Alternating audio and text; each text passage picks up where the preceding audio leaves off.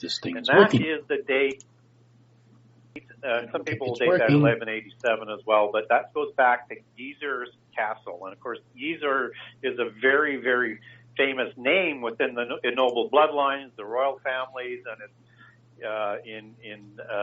Is it working? of course. And they're also Grand Masters of this organization that Plantar talked about. And of course, Gisors was a very, very famous name with that Gisors Castle. Okay, so now it's working. Famous event happens there. This is called the splitting of the elm, and elm in French is ormus, or orm, depending on how you want to pronounce that from an English transliteration, and that's an elm tree.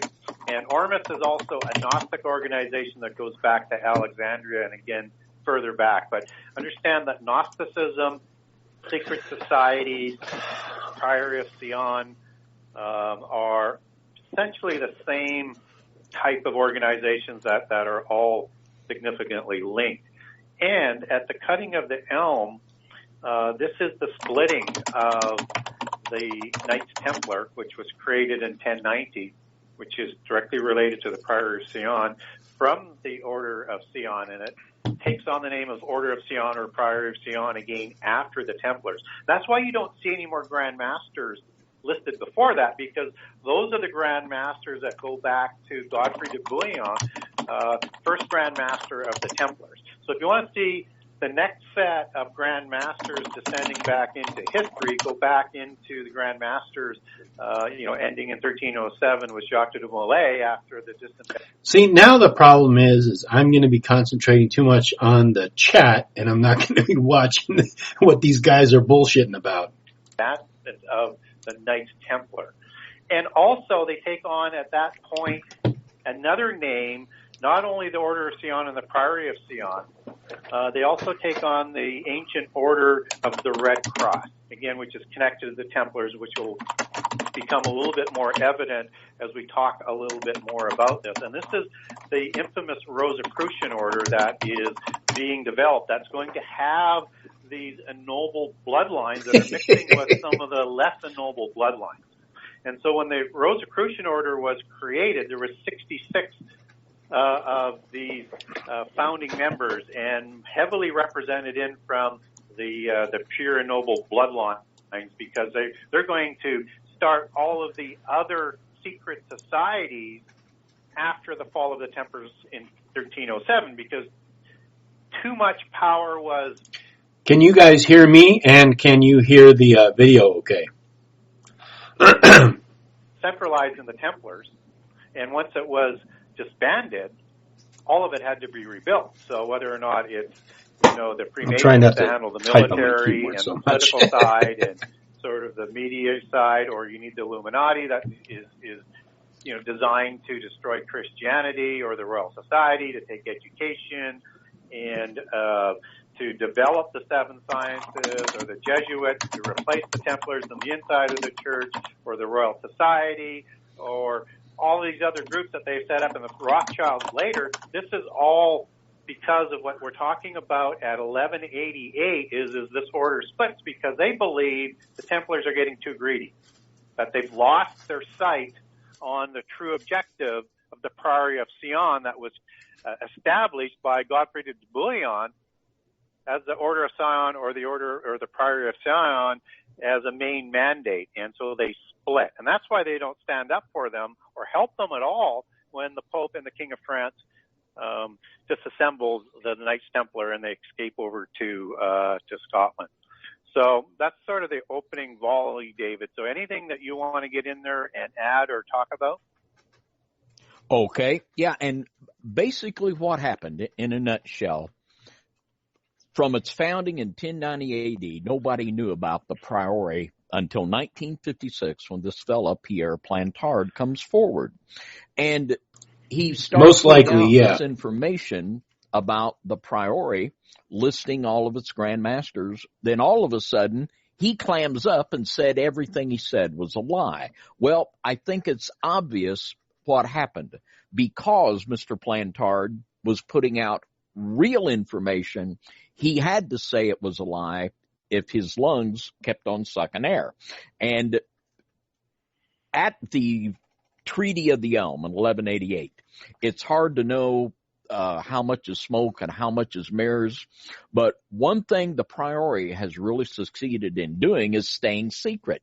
And from 1188 on, I believe that what we really see is the Priory focusing with working within Catholicism and the Templars working within the secret societies that would become Freemasonry to establish the military wing. Basically, we have the Priory as a religious secret society and the Templars working as a military one. And from 1188 on, you always hear about the Knights Templar. You don't hear about the Priory. And always comes down to the Illuminati, no matter what. And they are the masters of secrecy. And of course, they do this with the threats that to betray that, you pay the ultimate price. And as Gary well said, you can read many well-known Christian apologists that will say, well, the Priory just does not exist. But I could not disagree more. And I'll just read at this point a piece of documentation. We talked about this when we did the Babylon Busters show, when Gary was here for the Exposing Darkness conference. But in Morals and Dogma, Albert Pike talks about the Priory of Sion. He does not mention them by that name because they were not known by that name then. But what we're talking about is the secret society that created the Knights Templar. And I believe that after 1188, when they formally split, that they continued to control the Knights Templar. And where it went from there, it's hard to say. But this is from Morals and Dogma by Albert Pike on page 816. And he talks about the secret society that created the Knights Templar and initiated Hughes Depends. Hey, Kenny. Into the mysteries. But I'll just read a little bit. It's very, very revealing. From page 816 of Morals and Dogma. It says, there existed at that period in the East a sect of Johannite Christians who claimed to be the only true initiates into the real mysteries of the religion of the Savior. Now, you can read between the lines there. That means that the real truth is that Jesus married Mary Magdalene and brought forth the bloodline. But reading on, it says, they pretended to know the real history of Jesus the Anointed, and adopting in part the Jewish traditions and tales of the Talmud, they held that the facts recounted in the evangels are but allegories, the key of which St. John gives in saying that the world might be filled with the books that could be written upon the words and deeds of Jesus Christ, words which they thought would be only a ridiculous exaggeration if he were not speaking of an allegory and a legend that might be varied and prolonged to infinity. The Johannites ascribed to St. John the foundation of their secret church, and the Grand Pontiffs of the sect assumed the title of Christos. Now notice the term Mr. Pike uses, secret church. And this is indeed what the Priory has been. They have been a secret church within a church, and Gary will get into this more with the Cistercians. But reading on, it says, of the sect assumed the title of Christos, anointed or consecrated, and claimed to have succeeded one another from St. John by an uninterrupted succession. It's like an onion of secret societies. There's a secret society within a secret society within a secret society. It's so secret the secret societies don't even know. Of pontifical powers. He who at the period of the foundation of the order of the temple claimed these imaginary prerogatives was named Theoclet. He knew Hughes Depends. He initiated him into the mysteries and hopes of his pretended church. He seduced him by the notions of a sovereign priesthood and supreme royalty, and finally designated him as his successor. Now, that's just absolutely an amazing piece of documentation. It is, and I'm going to build on that as we go. I want to throw out and I'm going to come back and build on that right away. Just a couple of notes from history that substantiates the order of Sion. And, you know, in the 12th century, in about 1178, just before the cutting of the elms, there's a papal bull by Pope Alexander that notes an order of Sion located at Mount Sion. And again, this word Sion is going to become very important as we talk about this inner church and some of the other allegorical meanings. And it was located, their home was located in Palestine. And I'll touch on that when I come back to 1090 and 1099 with Godfrey. And they also had other monasteries in Palestine under that name, also in Syria and also in France and also in Italy, which is, again, very, very important to the year 1090 and the Calabrian monks that are there. Good question. And also in 1888, there's a French scholar by the name of Emmanuel Ray, and he writes about documents. I like how he has prominently displayed the history of Freemason right there, so we can definitely see. So we know he's an expert on the Freemasons because he has that one book. Talking about the order of Sion in Calabria. Again, so we see this connection starting to come around about Sion, Calabrian monks in 1090, because in 1090, Godfrey goes to the Calabrian monks first. And then they go over to Palestine, and they establish the Templar order. And I'm going to come back to that in a second, just a couple more tidbits on a little bit more about the history. And in 1118, Godfrey's brother Baldwin I is crowned the first king of Jerusalem title. Actually, Godfrey they wanted to crown him with that, but he turned it down. But in 1118, his brother takes it on, and this is going to be very important based on the bloodlines of Godfrey and Baldwin. And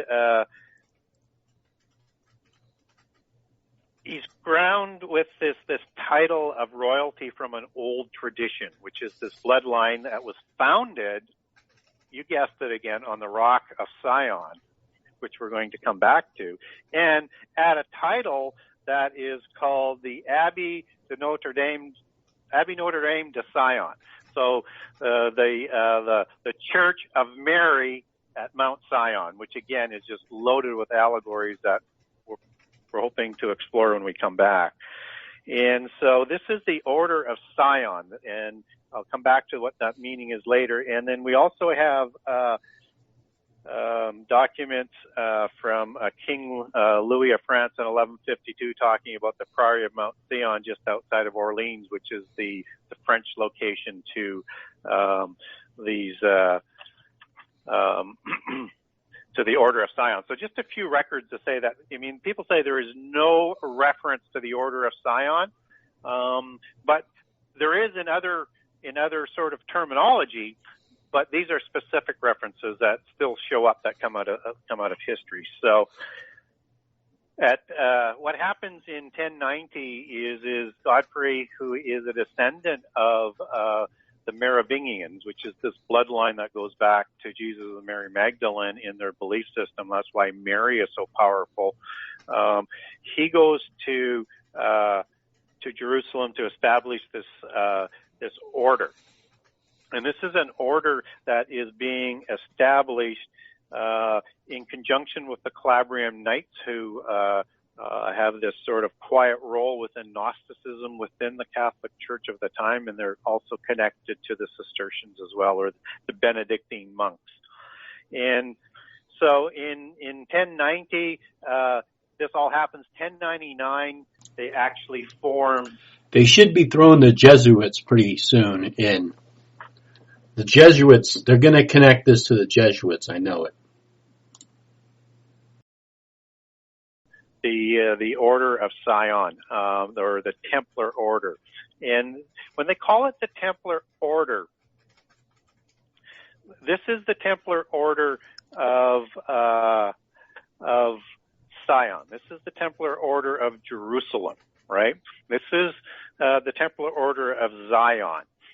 And this is all connected. And Freemasonry looks at this from a little bit different angle. And what they do is they write about, and this is coming out of Albert Mackey, and he writes about that the most highest of the degrees and the highest of the orders go back on the Crusades. And Godfrey is part of this European nobility that they're talking about, this ancient Masonic order. And they're there to put together two orders into one. One is this ancient order of the cross that they're talking about, and this order of the Western European ancient Masons. And they're going to put this order together that includes the Essenes, that includes the Sages of Light from Ormus, and the Gnostics from Alexandria. And in fact, from Basiliad's Tidings, they take most of their constitution for Freemasonry on. That comes from Alexandria as well. And also this includes the Gnostic orders of St. John the Baptist that David was talking about, the rogue one, where we're talking about the Nazarenes and the Johannites. This also comes together, and the Order of the Red Cross and the Essenes and the European Masonic orders led by Godfrey de Bouillon at that time. They're going to put these orders together. And they're also going to mix these two orders with what they would call, or Albert Mackey calls, the Eastern Illuminati of that time. And that's Ishmaelism and the Assassins. This is the mystical side. This is the Gnostic side of Islam at that time, and they're going to put that together, those two orders, and combine all of that learning to create even higher levels of degrees within the secret societies, which is why you see like Shriners, which is completely Islamic ideology, and Shriner is really a play on words for Shinar, right, or Babylon. And they actually believe that they just claim that the Shriners are part of the secret society. In this amalgamation, they actually have in secret the original language of Shinar, the one first language. So you can tell how far this sort of mystical organization goes back. This is the organization that comes back to Europe known as the Templars. Right? It is the most powerful mystical organization that is all hidden within the Catholic Church.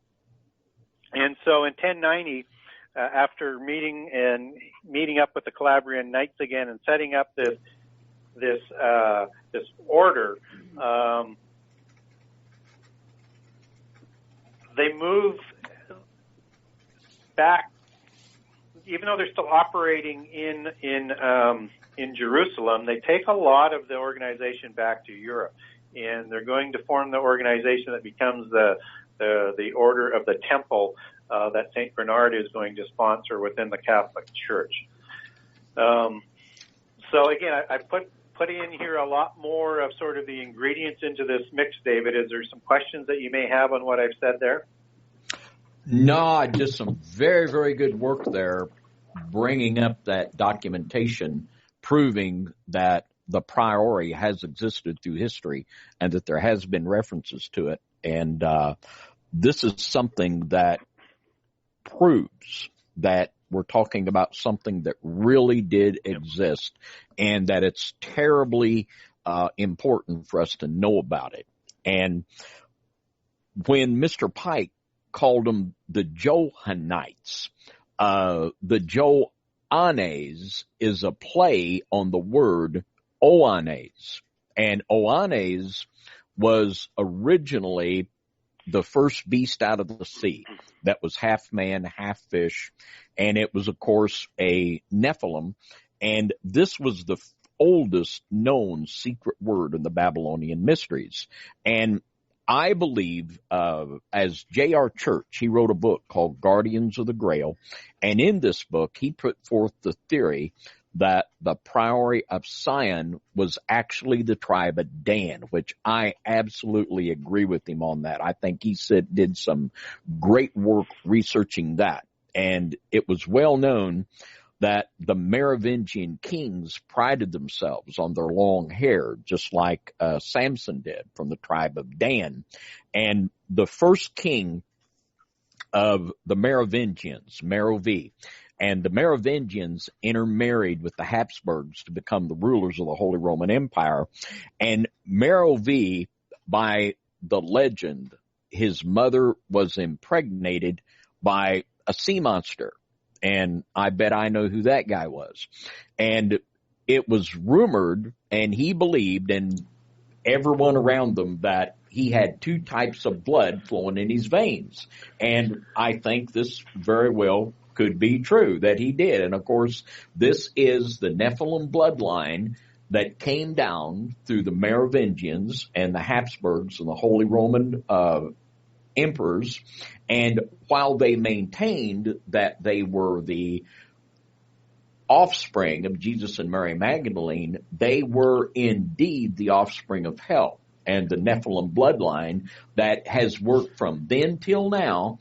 And I believe we will soon see them succeed in placing their man upon the throne of Rome, and the Templars will succeed in placing their man upon the seat at the UN. And what began all these years ago, way back in 1188, that separation, I believe, has led to these two streams of activity that we're seeing culminate right now.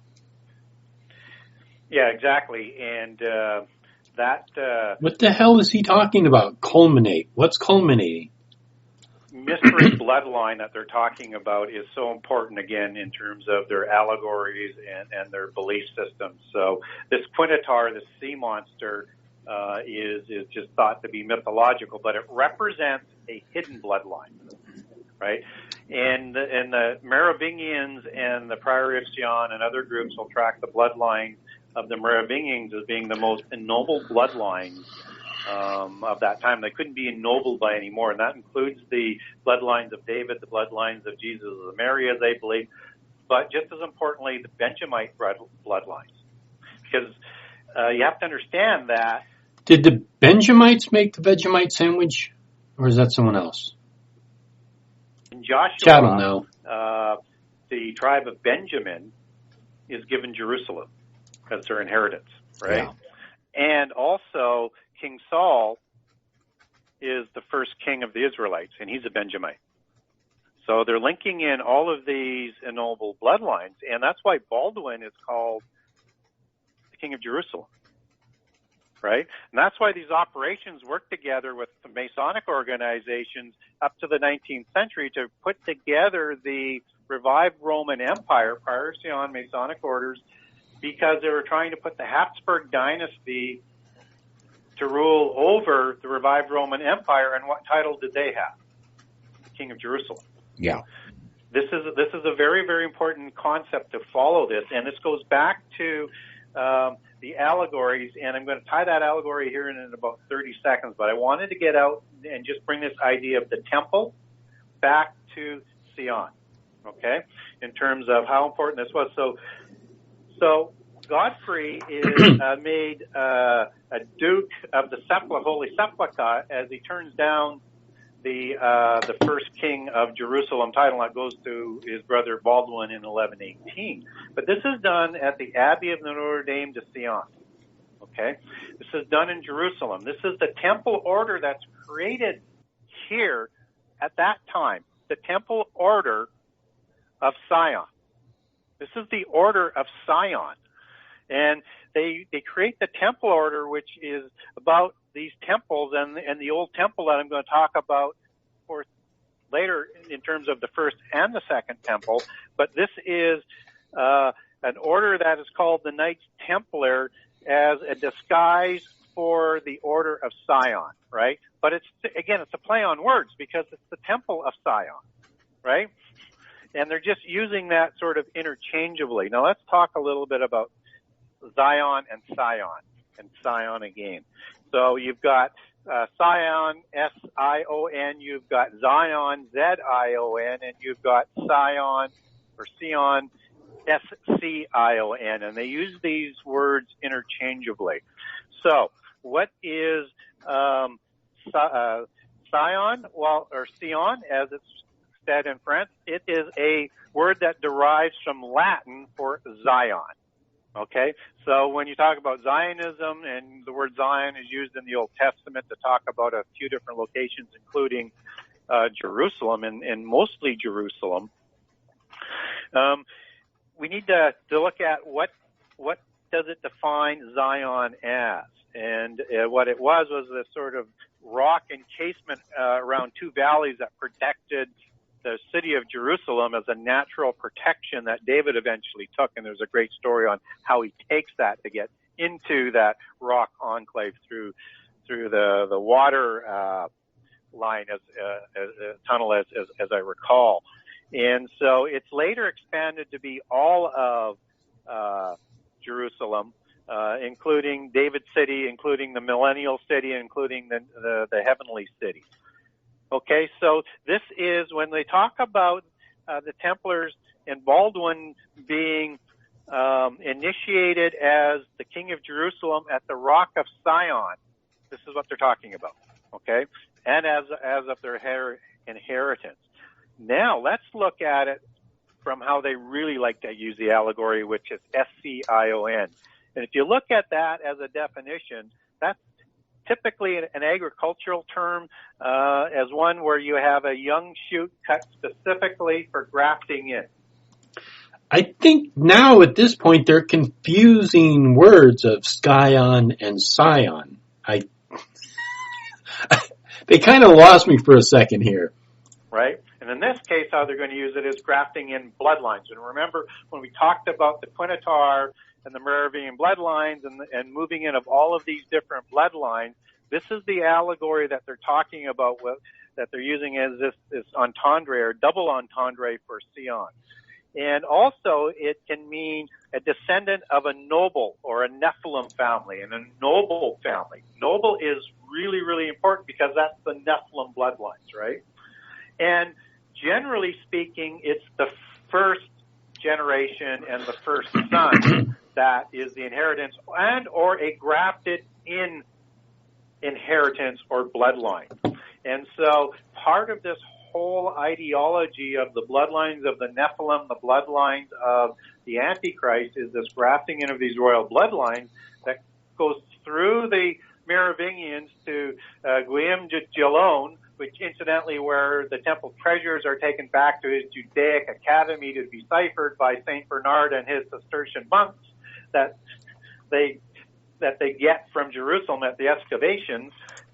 I'm completely lost at this point as to what these guys are talking about. I don't know this much about it, but I thought that since they're talking about secret societies, that somehow they would link in the Illuminati and the Freemasons. That's why I was watching this, but at this point, I'm kind of lost. I don't know that much about the Priory of Sion to exactly know all these various terms, but anyhow, I'm lost on it.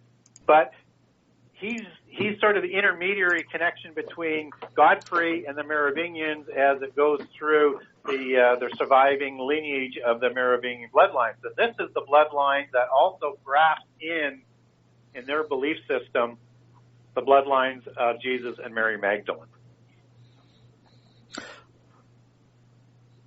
Fantastic, Gary. And in that word Sion, we see the idea, the Lord said not to mix the species of plants. And we see here the deliberate rebellion of that and speaking to that mixture, which of course is an allegory speaking to the mixture of the Nephilim blood.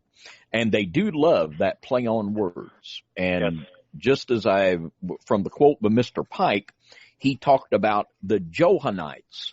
Well, the Oannes became the Johannes, and in the Masonic order, they shortened the Johannites to the orders of John, which had nothing to do with the Johannes. But this kind of became it didn't kind of become, it was that these orders of St. John, many of them were just cover organizations for the Priory. And the people in the know, they knew and they understood that. And I might read the scripture in Deuteronomy chapter 4 and verse 48. No. And here is a real scriptural connection between the Priory of Sion and the Nephilim and the fallen angels and their belief, and they literally are, they believe themselves to be the secret church.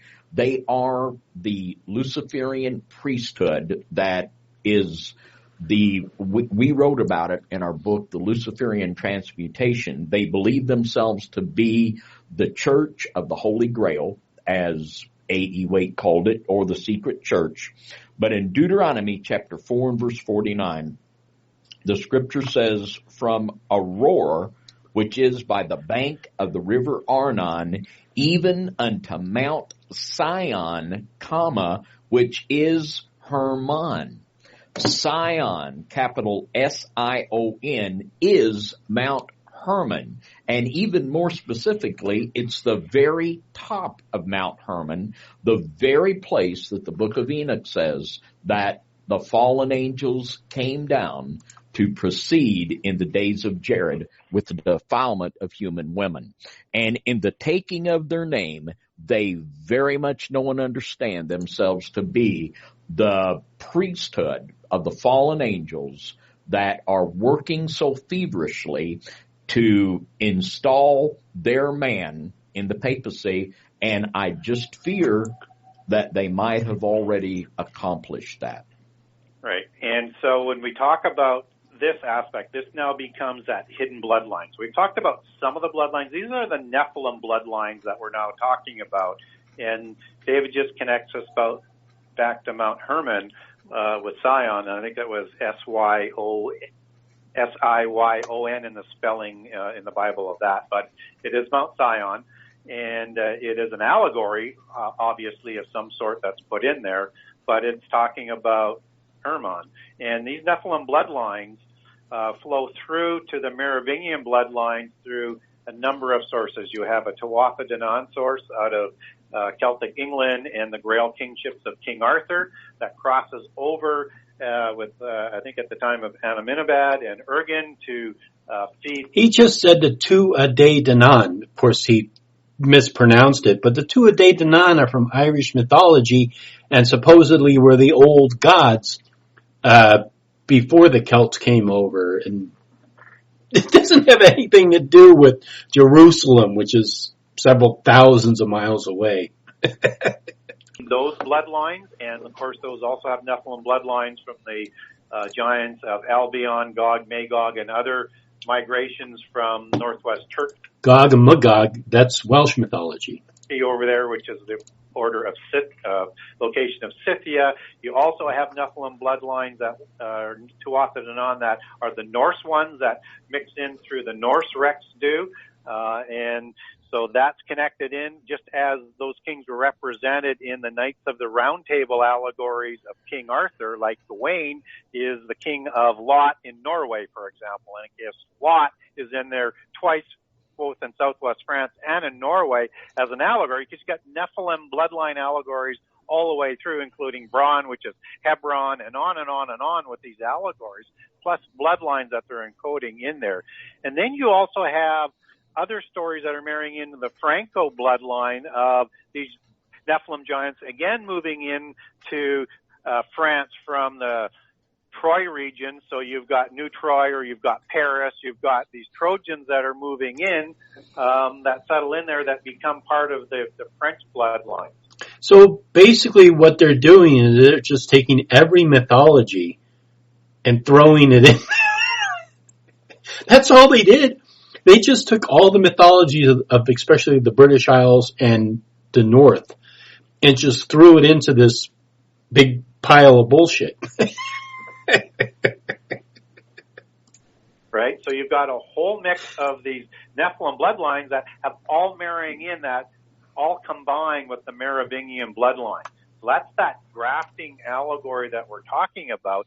And this comes through as Godfrey is the head of that bloodline. that puts together the Order of Sion with the ancient Masonic order, and then unites that with the Ishmaeli mysticism order that becomes the Knight Templars. That is the cover order for the Order of Sion until 1188, when they split at the cutting of the elm. And so there's a distinct agenda that this Priory of Sion or Order of Sion, which they are called both, which is, and Priory is just another word for a church or a monastery, right? So it's the Templars of Sion, the Templars of Jerusalem.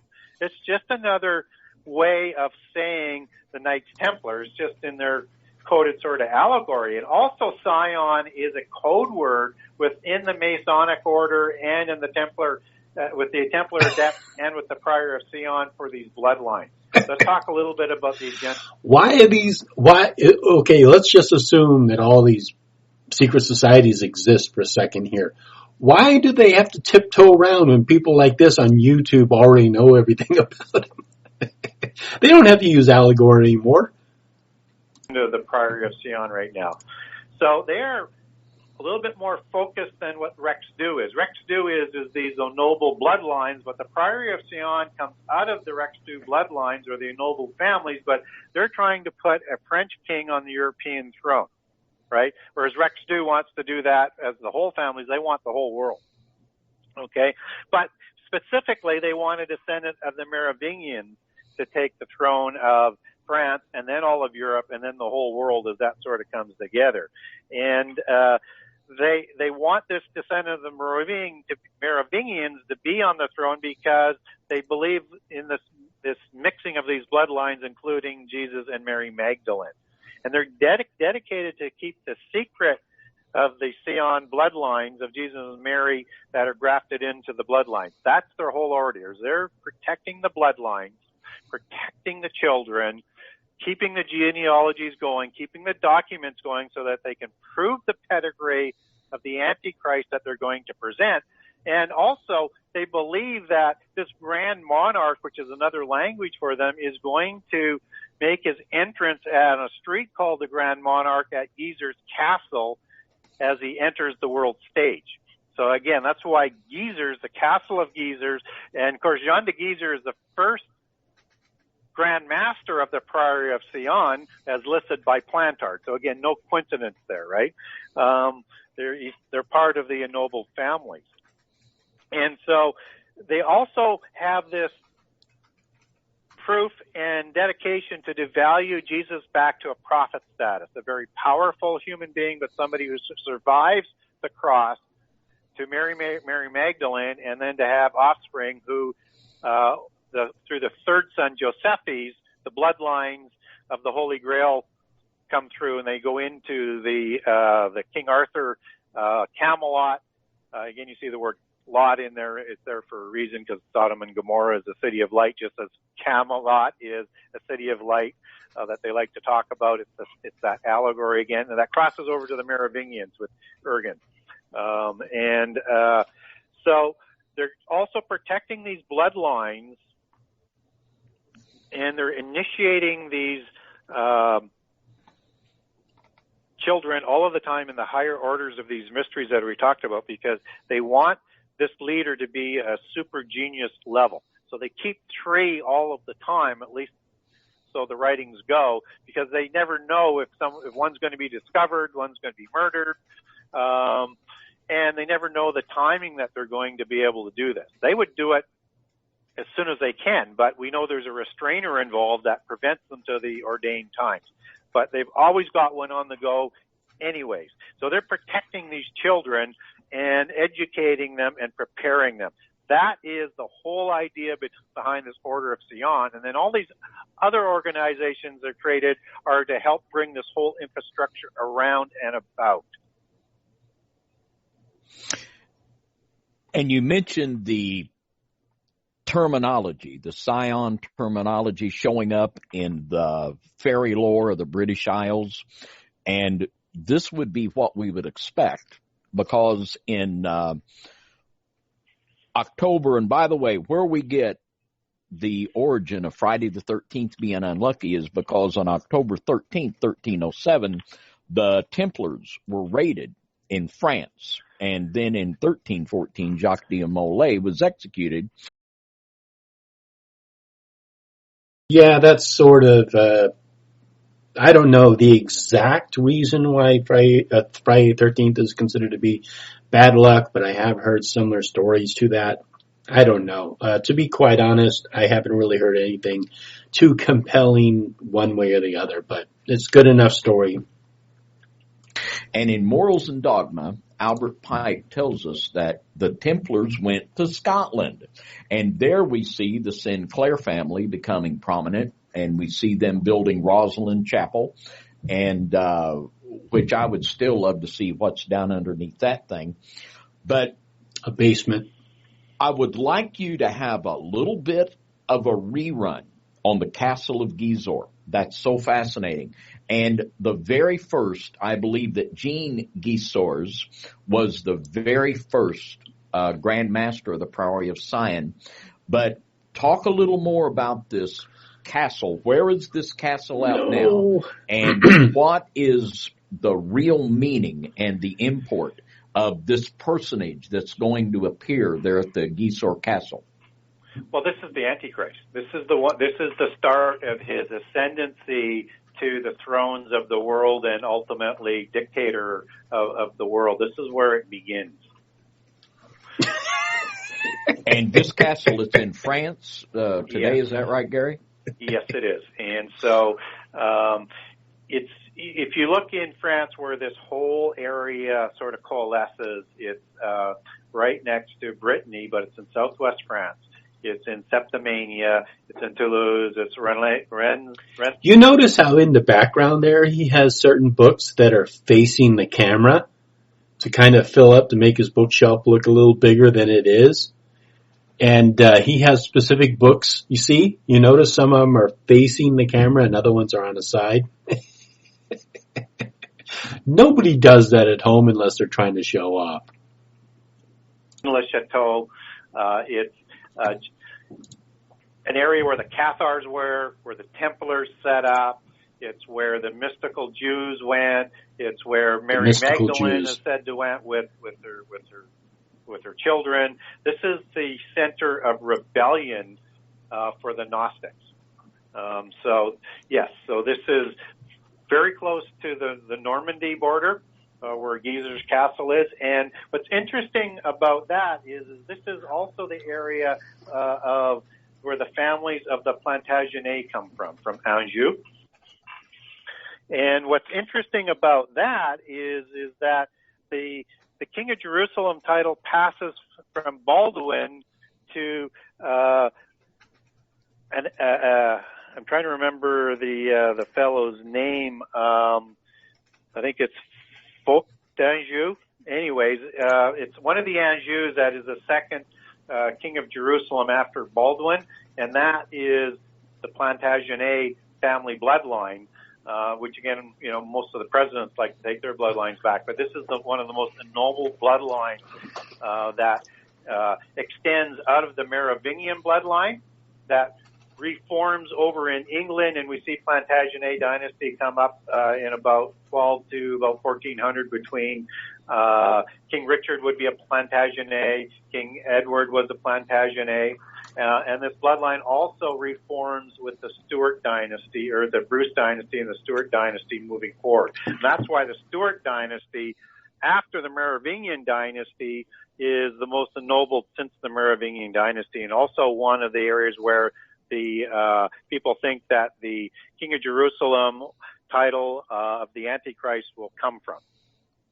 Now, the King of Jerusalem title, it moves around, right? It's not one of those things that's just naturally handed from father to son. It's awarded based on bloodlines and other criteria, and currently it's held by the King of Spain, as I recall. That's why the Habsburgs had it. That's why the French have had it. That's why the Spanish have had it. So it moves around like the Pendragon title did in Celtic Christianity. Yeah, and it's almost like, this is the stuff movies are made of. That the beast will have to go to this castle and make his formal appearance there. It's almost like that these custodians of the bloodline that they have to approve of him, that he's got to have the proper genetics to fill the bill here. Yeah, they're making up the story. So, of course, I mean, all of this stuff that they're doing is just they're making it up as they go along. So yeah, it is like a movie. It's a movie that they're creating. It's almost that kind of idea behind it.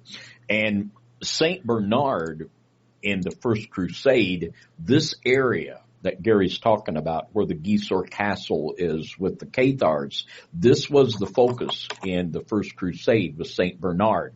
And this war between Catholicism and the so-called secret church, which is the Priory, and they had their own mass. And this very much ties in with the research that Donna and I have done regarding the final worship of the false prophet being a false communion. And it will be this Priory, Cathar, Luciferian mass, which throughout history there are multiple attestations. There was a book written called The Secret Church of the Holy Grail by a man by the name of A. Waite.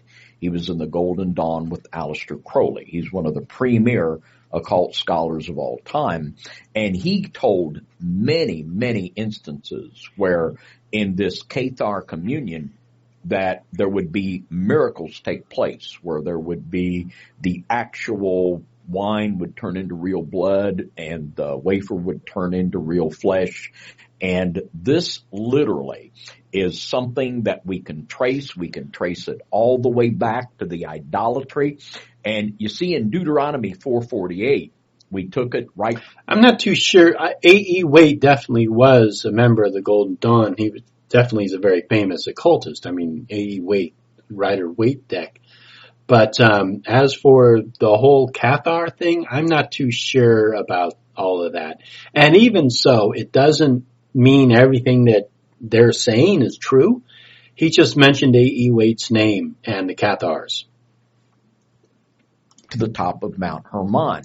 And at the very base of Mount Hermon, this is where the tribe of Dan had their inheritance. And we can read in the book of Judges how that they set up a seat of idolatry in the city of Lachish, I believe, if I'm pronouncing that correctly, which I'm probably not. But anyway, from the time of the Judges until the time of the Babylonian captivity, they operated their Luciferian priesthood right there at the foot of Mount Hermon.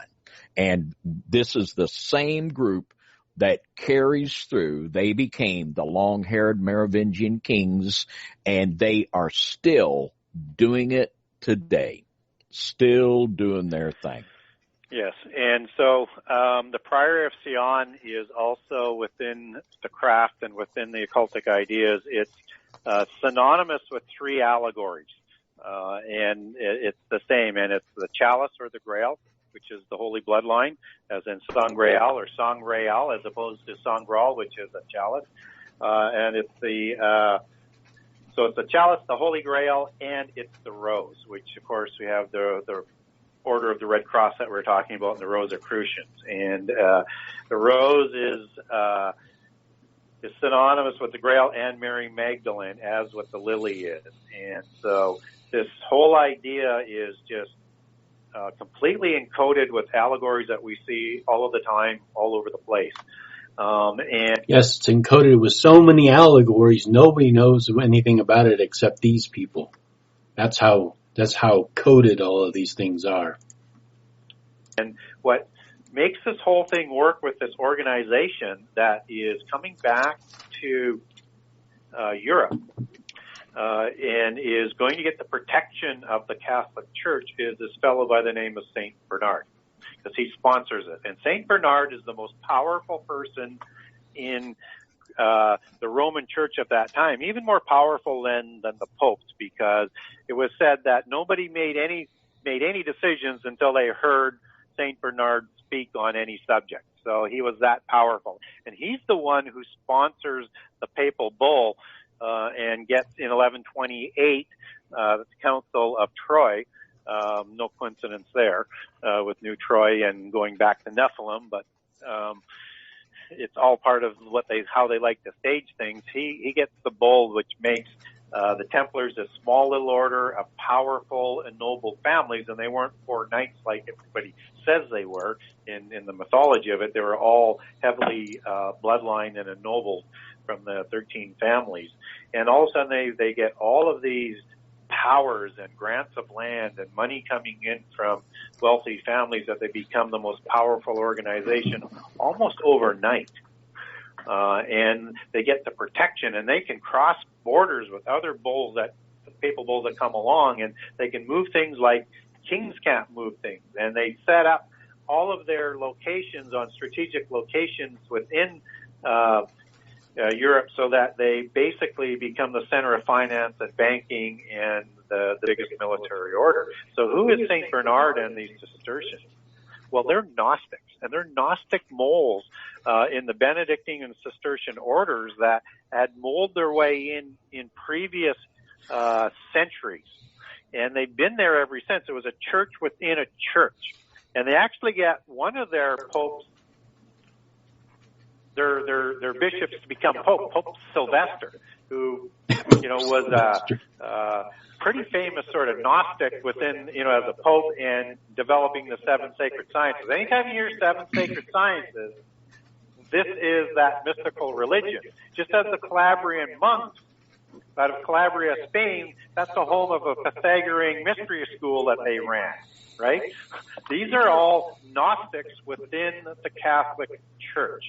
And not only do they connect with the Benedictines, the Cistercians, but they're the same order as the Augustines out of England. And they're the same order as, and they absorb the Celtic Christian Church because it becomes in financial ruin in around, I think, 11 or 1200. It's actually St. Bernard does it, so it's got to be in the 1100s when that happens. And this sort of unites within Scotland, because that's where they center it, and they get the money from, this sort of plantation of the Knights Templar where they're going to go afterwards after they're disassembled in 1307. And in fact, the Stuarts actually have a Masonic order that's set up in about 1236, according to Albert Mackey, as I recall. So this is all in readiness and preparation for what happens after the fall of the Knights Templar. But when we look at this order of Benedictines, what happens here is, how does this happen? Well, what happens is when Christianity is forming under Constantine, a number of things are going on, and they're going to need masons to build their temple. And the Manichaeans mold themselves into the Catholic Church and the Roman collegia, who are the builders.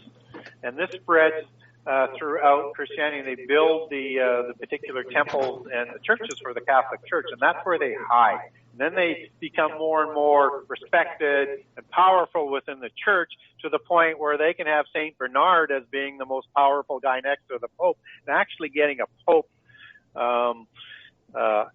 to the level, a bishop to the level of Pope. And this is also the other organization I didn't mention that happens, that gets reassembled after the fall of the Templars, is the Jesuits by the Rosicrucians, to set up this order and this wedge within the Catholic Church after again in about the 1500s. This is the same organization. And this is the same organization that links back to Guillaume de Gelon, where this knowledge comes back to at this Judaic Academy, which is of the 7 sacred sciences again, that is all mixed together in this whole cosmology of this church within a church. And so that's why the Templars operate in the same way. They look like they're Christian on the surface, but underneath they're worshiping a pantheon of gods. And actually the Templars spit on the cross, right? And they spit on the cross because they used to say, if anybody knew the truth, that, this is what they would do. And they actually believed Jesus survived the cross, right? To have children. This is what was brewing within the Roman Catholic Church.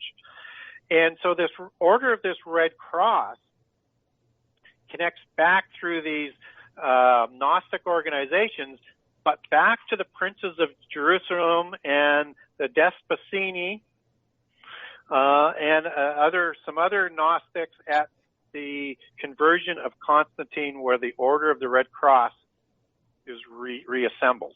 And this is the order that moves forward in conjunction with the Gnostics and the polytheists that are in the Masonic Guild, building the churches.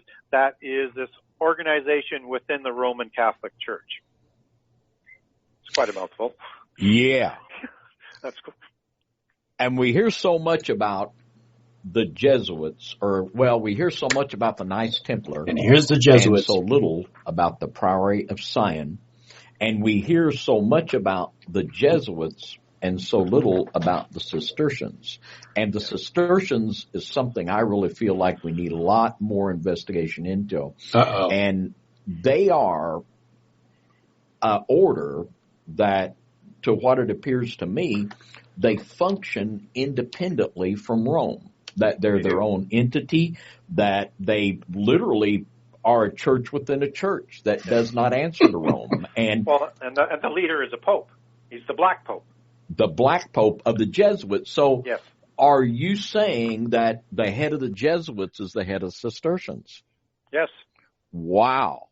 Now, just speak to that a little bit, Gary, about the relationship between the Jesuits and the Cistercians, and what are the Cistercians doing now? Do we have any current research into what they're doing and the role they're playing now with the Jesuits?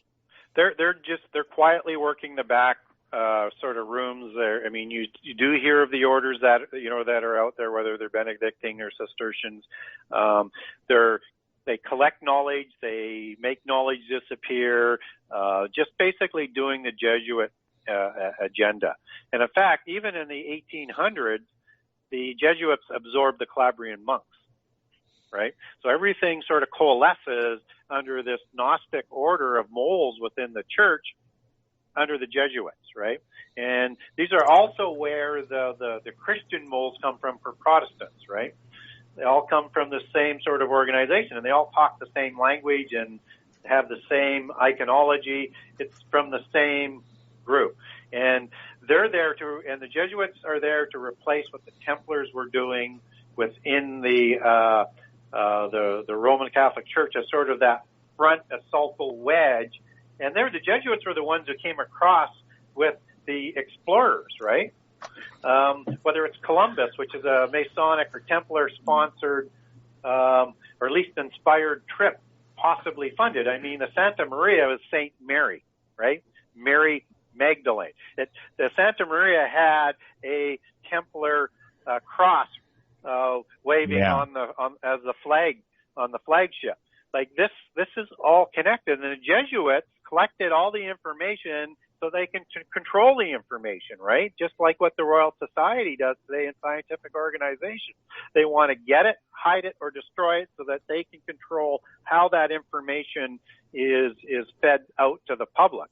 So they're still doing their part. And the Jesuits want to have, just as the Benedictines, they believed in a one world government, right? Just as the Templars did, just as Freemasons, just as the Illuminati. And of course, it's all splinter organizations. They want a one world government with a one world religion. And there's the Illuminati, man. And it's this religion that works in harmony with science, and it's the seven sciences that produce mysticism through Enoch the Evil and the antediluvian epoch and crosses the flood. This is the whole thing that is working together. This is what the Jesuits are. And of course, they have a pope now running the Catholic Church that's Jesuit. And connecting the dots here, there's just all kinds of fascinating possibilities. We know that after the Templar purge in France, the Templars went to Scotland, that the Sinclairs became the prominent Templar family. They built Rosalind Chapel and many other Templar churches. Then we see St. Bernard taking Rosalind Chapel and all these other Templar churches and the Celtic churches into the Cistercian order. Then we know the Sinclairs laid the groundwork of Grand Lodge British Freemasonry. So I would suspect we've got very strong ties between the Cistercians and British Grand Lodge Freemasonry. And this could very well be the back channel with which the Freemasons cooperate with the Jesuits. Of course, makes perfect sense to me. And kind of put the whole thing together, so to speak. Well, and Mackey talks about at the beginning, at the formation of the Jesuits, they were part of the early forming new Freemasonry movement. But they felt that they were trying to control the Freemasons, and it was becoming a conflict. Although of similar goals, they each have specific goals and things that they're supposed to do. And you mentioned Freemasons are, politics, media, military. That's basically what they're assigned to do, and to be an initiatory organization to bring new members in for the occultic societies. So the Jesuits, what they're to do is they're to turn Christianity into a polytheist religion, right? Yeah. The Illuminati was created, and again, these are all organizations created to replace the Templars, right? The Illuminati is created to bring world government, yes, but also to destroy Christianity. That's why the Illuminati was created in 17 something, was to create the one world order. I hope we've all learned something today. They knew it 200 years before it happened. Right. And then you have the Rosicrucians, which are a little bit higher, and the Rosicrucians and the Freemasonry create the Royal Society to get control of education and to develop the seven sciences and to lead people away from God through science, just as Enoch did with the seven sciences in the antediluvian epoch, right? So you have all of these organizations that have their own specific agenda, and then they're all ruled over by Rex Du or the Priory of Sion that sort of work hand in hand. One is a tighter organization, one is the greater amount of the noble bloodline families. And so the Rosicrucian sits a little bit above because they've got a lot of these bloodlines that come out of the cutting of the elm to form the Rosicrucians, right? So they've got significant bloodlines, and there were 66 of them in the initial formation as the ones that were governing it. And so the Rosicrucians in the order today answer to the Council of 33. So interesting sort of numbers there. And yeah. I think the allegory there, or what they're telling us, is that not everybody in the Rosicrucian order are purebloods. Like, there's some of the more talented ones that have maybe weaker bloodlines that rise up, but there's a significant representation of the noble bloodlines at the Rosicrucian level because they organize all these other different groups underneath. So before you get a promotion in one of these secret organizations, do they have to take a blood sample from you? And then if you have X amount of blood, you can progress? And if you don't, then you can't progress? I don't know. I'd hate to work in that HR department. Whether or not they're the Club of Rome, the Bilderbergers, whomever, they all sort of report to there because... The Bilderbergers. They're into building burgers. It's the Bilderbergs. Rosicrucians not only speak to the avatars or the demons and the aliens at that level, but they also report directly to the families above in the Council of 33, and then above that is the 13 families. So, did he just say aliens?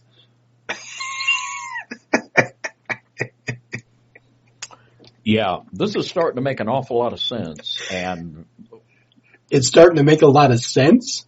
Just talking it out and narrowing out, the more the lines and the dots begin to connect.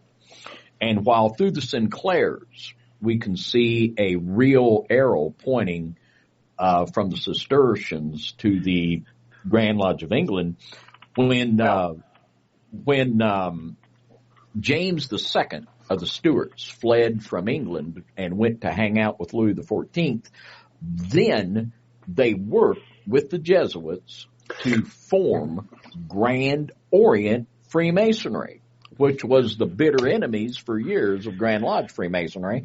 So we can see the Jesuits pointing to Grand Lodge Freemasonry, and the Cistercians, I said that backwards. We can see the Jesuits pointing to Grand Orient Freemasonry or Continental Freemasonry, and the Cistercians back to the Grand Lodge or British Freemasonry. And it's real interesting. You mentioned the Royal Society, and when the Illuminati was formed by Adam Weishaupt in 1776. During the lifetime 1776. of Adam Weishaupt, there were two exposés written on the Illuminati. And interestingly enough, one was written by John Robeson, who is a member of the Royal Society, and the other one was written by Abbe Burrell, who was a Jesuit. And you just got to wonder what was behind all that. Okay, so some of the members of the original 9 or 11, and the Priory says there was 11 members. Traditional history says there were 9 founding Templars, but 2 of those were Cistercian monks, and I don't know whether people realize that. That was Roselle Gondomar and Roselle and Gondomar, and another member was Fulk of Anjou, which is the second king of Jerusalem after Baldwin the First. And Anjou is the family bloodlines of Plantagenet that we talked about, right? And they made mustard. Of course, we already talked about Godfrey being a royal bloodline of the Merovingians. But you also have in there Henry Sinclair. Now, Sinclair sin is saint, right? Clare. It's actually the transliteration of the name St. Clair, and of course you see the St. Clairs on the Priory Sion Grand Masters list after the cutting of the elm of Gisors. But they go right back to the formation. So this is the Norse bloodline that we talked about earlier that's mixed in with these 13 families. Remember I talked about the Tuatha De Danann as being the giant? This is that mix that's coming down, and where Gawain and the Knights of King Arthur are mixed in there with her. And if you look at Godfrey de Bouillon, he is actually a direct descendant of Dagobert. I was trying to think of his name. Dagobert is who he directly descends from. Now, Hugh de Payan that you had mentioned was the son-in-law of Saint Bernard, Cistercian monk that we had talked about, the most powerful guy. So you can see how this is all connected, and he married into the St. Clair family. Okay?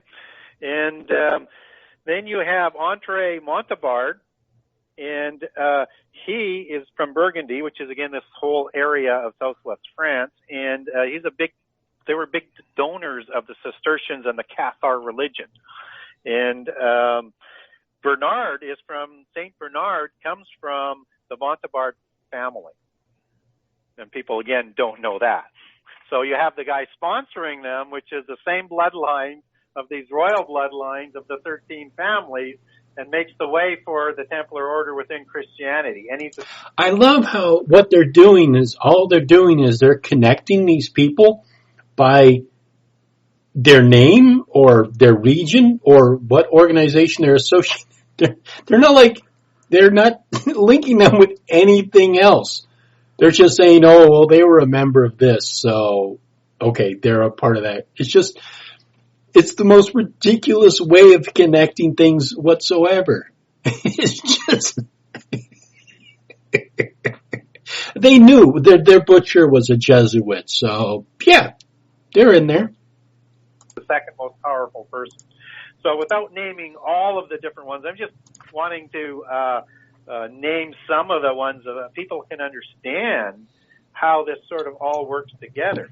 And again, I mean, you have the Saint Bernard also worked for the Champagne family as well, which again, Hugh de Count of Champagne was one of the original Knights Templars. This was a so Champagne is also now involved because this guy worked for the Champagnes.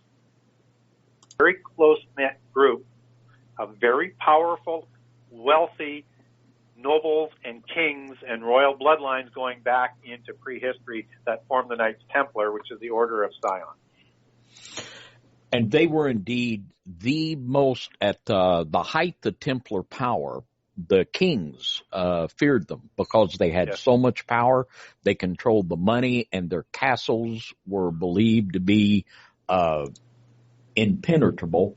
And they had, and of course it's believed, and I think rightly so, and we can see this taught in Masonic ritual, that the Templars found treasure underneath the temple in Jerusalem, and I believe that they quite possibly had the Ark of the Covenant, and that someone could still know where that is, that they had the cup of the Holy Grail and the spear. And it's also very interesting that in 1314, when Jacques de Molay was put to death by King Philip of France, that there was another fellow put to death called Geoffrey de Charnay.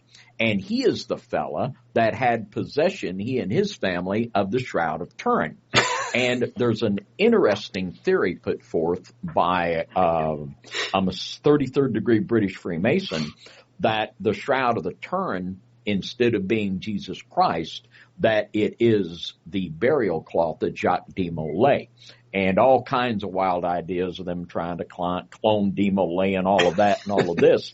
But another one of these fascinating allegories that runs through this whole fascinating story is the allegory of the cup and the spear, which both were believed and known that the Templars had the spear of Longinus, which was the spear they believed that pierced Christ's side.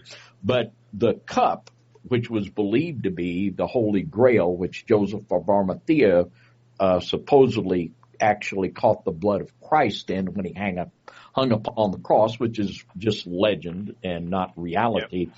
But the cup, the Holy Grail, representing once again that religious element of the false communion and of the false prophet, and that spear. It was believed that whoever held the spear of Longinus, that they would rule the world. And this came into the possession of Adolf Hitler in 1938. And it's now back in the Habsburg Museum. But it's interesting that... Yeah, I've heard that before, that Adolf Hitler was looking for the spear, but I don't think he actually ever found it. I think, he did want to find the Spear of Destiny, but I don't think he ever did find it. In the First Crusade, that the spear of Longinus was actually carried by Francis of Assisi.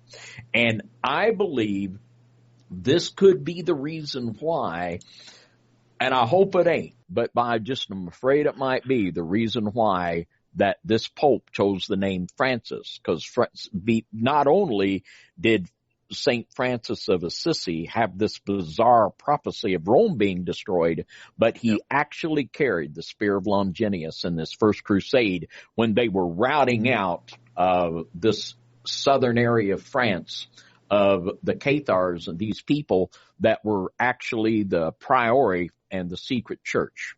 Yep. And it's interesting again that you mentioned the adoption of Joseph of Arimathea, because this is sort of heavily connected to their belief system, where they believe that he brings, the story of the Holy Grail at the gloss level, the Christian veneer level, is that he collects the blood of Jesus off of the cross when he gets poked with the spear, right? And he collects it into this glass, and this is what he takes with him to Glastonbury and into the Pendragons of England, and where he's given land. And but that's just the gloss of the story. And of course, no, the whole thing with the Holy Grail being really adopted by especially a lot of the Celtic peoples is because it also represented the concept of the cauldron of rebirth. And so that's why I believe, at least, why this Grail mythology was really adopted by Celtic peoples. And there's some evidence, Miranda Green gives some evidence for it, and there's one other person who wrote a couple of books on the Grail, Merlin and Arthur. I mean, it's actually really fascinating history. But they connect the Holy Grail to the cauldron of rebirth that's in Celtic mythology. I said before, they don't believe in their belief system that the Grail is a Grail or a cup or a chalice, and that they don't believe that the blood is the blood that came from off the cross. They believe these are the bloodlines that Joseph of Arimathea took with him to England to marry in with the kings of Camelot, right? The Pendragons, right? And so this, the child that he protected was the son of Jesus and Mary, which is Joseph. He keeps saying Pendragon, like be able to broadcast live, but our YouTube channel. Shoot. I just hit the thing back. I keep doing that, but the Pendragons were mythical. The Pendragons didn't actually. There was no Pendragon family, at least not that I am aware of. Their criteria, and currently it's held by the king of war between dynasty or the Bruce dynasty. If you look in France where this whole area sort of coalesces, it's right next to Brittany, but it's in southwest France. Templars were raided in France, and then in 1340. Trying to get back to where it was. Somebody who survives the cross to Mary Magdalene, and who is these noble bloodlines, but the Priory of Sion bloodlines that they're encoding in there. And then you also have other stories that are marrying into the Franco bloodline of these Nephilim giants. It is Mount Sion, and it is an allegory, obviously, of some sort that's put in there, but it's talking about Hermon. And these Nephilim bloodlines flow through to the Merovingian bloodlines through a number of sources. You have a Tuatha De Danann source out of Celtic England and the Grail kingships of King Arthur that crosses over with, I think at the time of Amenemhat and Urgen to feed those bloodlines. And, of course, those also have Nephilim bloodlines from the giants of Albion, Gog, Magog, and other migrations from northwest Turkey over there, which is the order of location of Scythia. You also have Nephilim bloodlines that are Tuatha De Danann that are the Norse ones that mix in through the Norse Rex do. And so that's connected in just as those kings were represented in the Knights of the Round Table allegories of King Arthur, like Gawain is the king of Lot in Norway, for example. Sorry about that, guys. I hit the thing and it went back. Southwest France and in Norway. I don't know exactly where it was that we stopped. The order of moles within the church found treasure underneath the temple in Jerusalem, and I believe that they quite possibly had the Ark of the Covenant, and that someone did St. Francis of Assisi have this I think it was around this part of Rome being destroyed, but he actually carried the Spear of Longinus in this first crusade when they were routing out this southern area of France of the Cathars and these people that were actually the Priory and the secret church. Yep.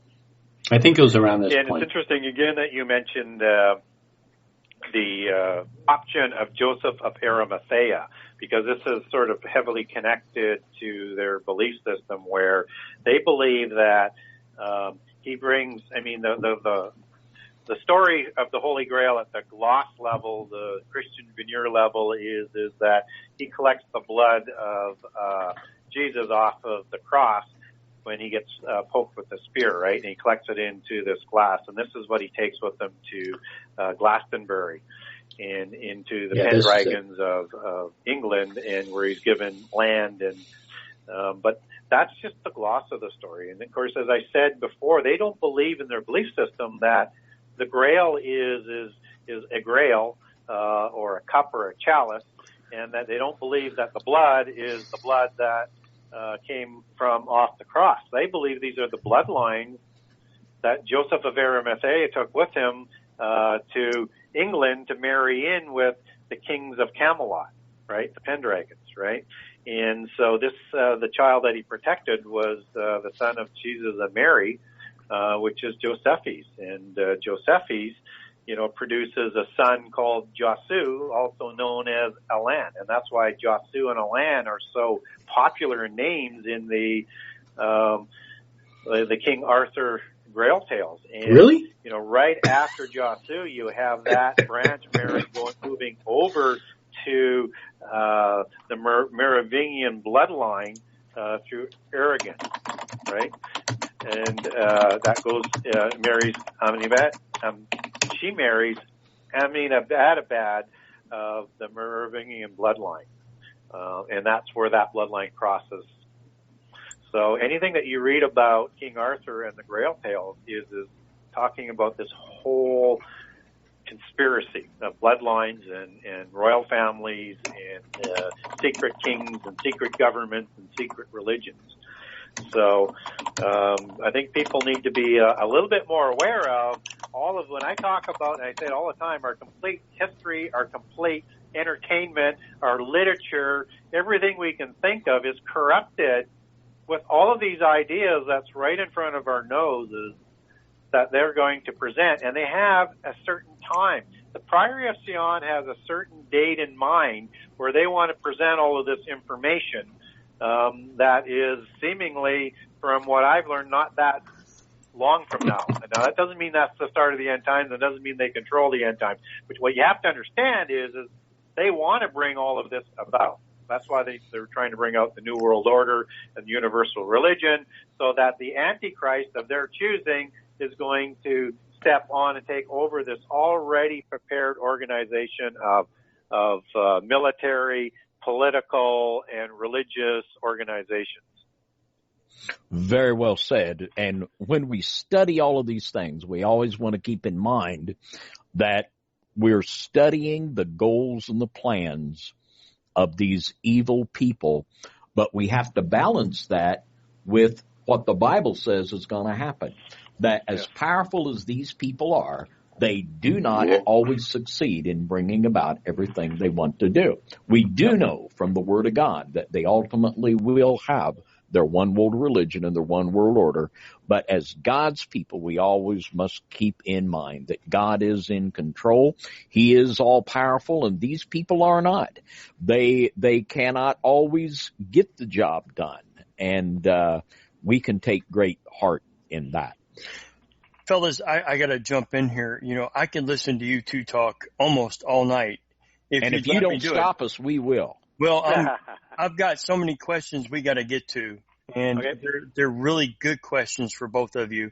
And I think you answered the first one from Allison. It was the very first question of the night.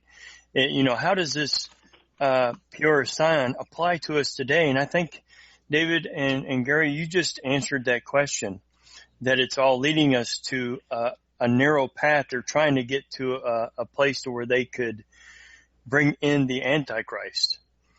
Correct?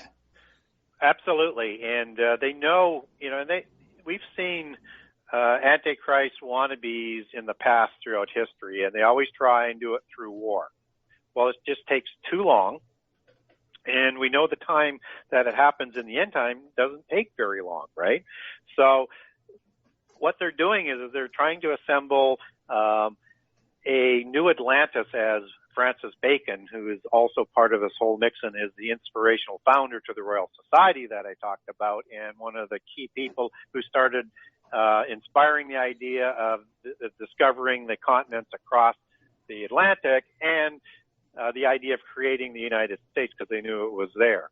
And that was going to be a role model for the new Atlantis. And the new Atlantis had 10 kings in the empire.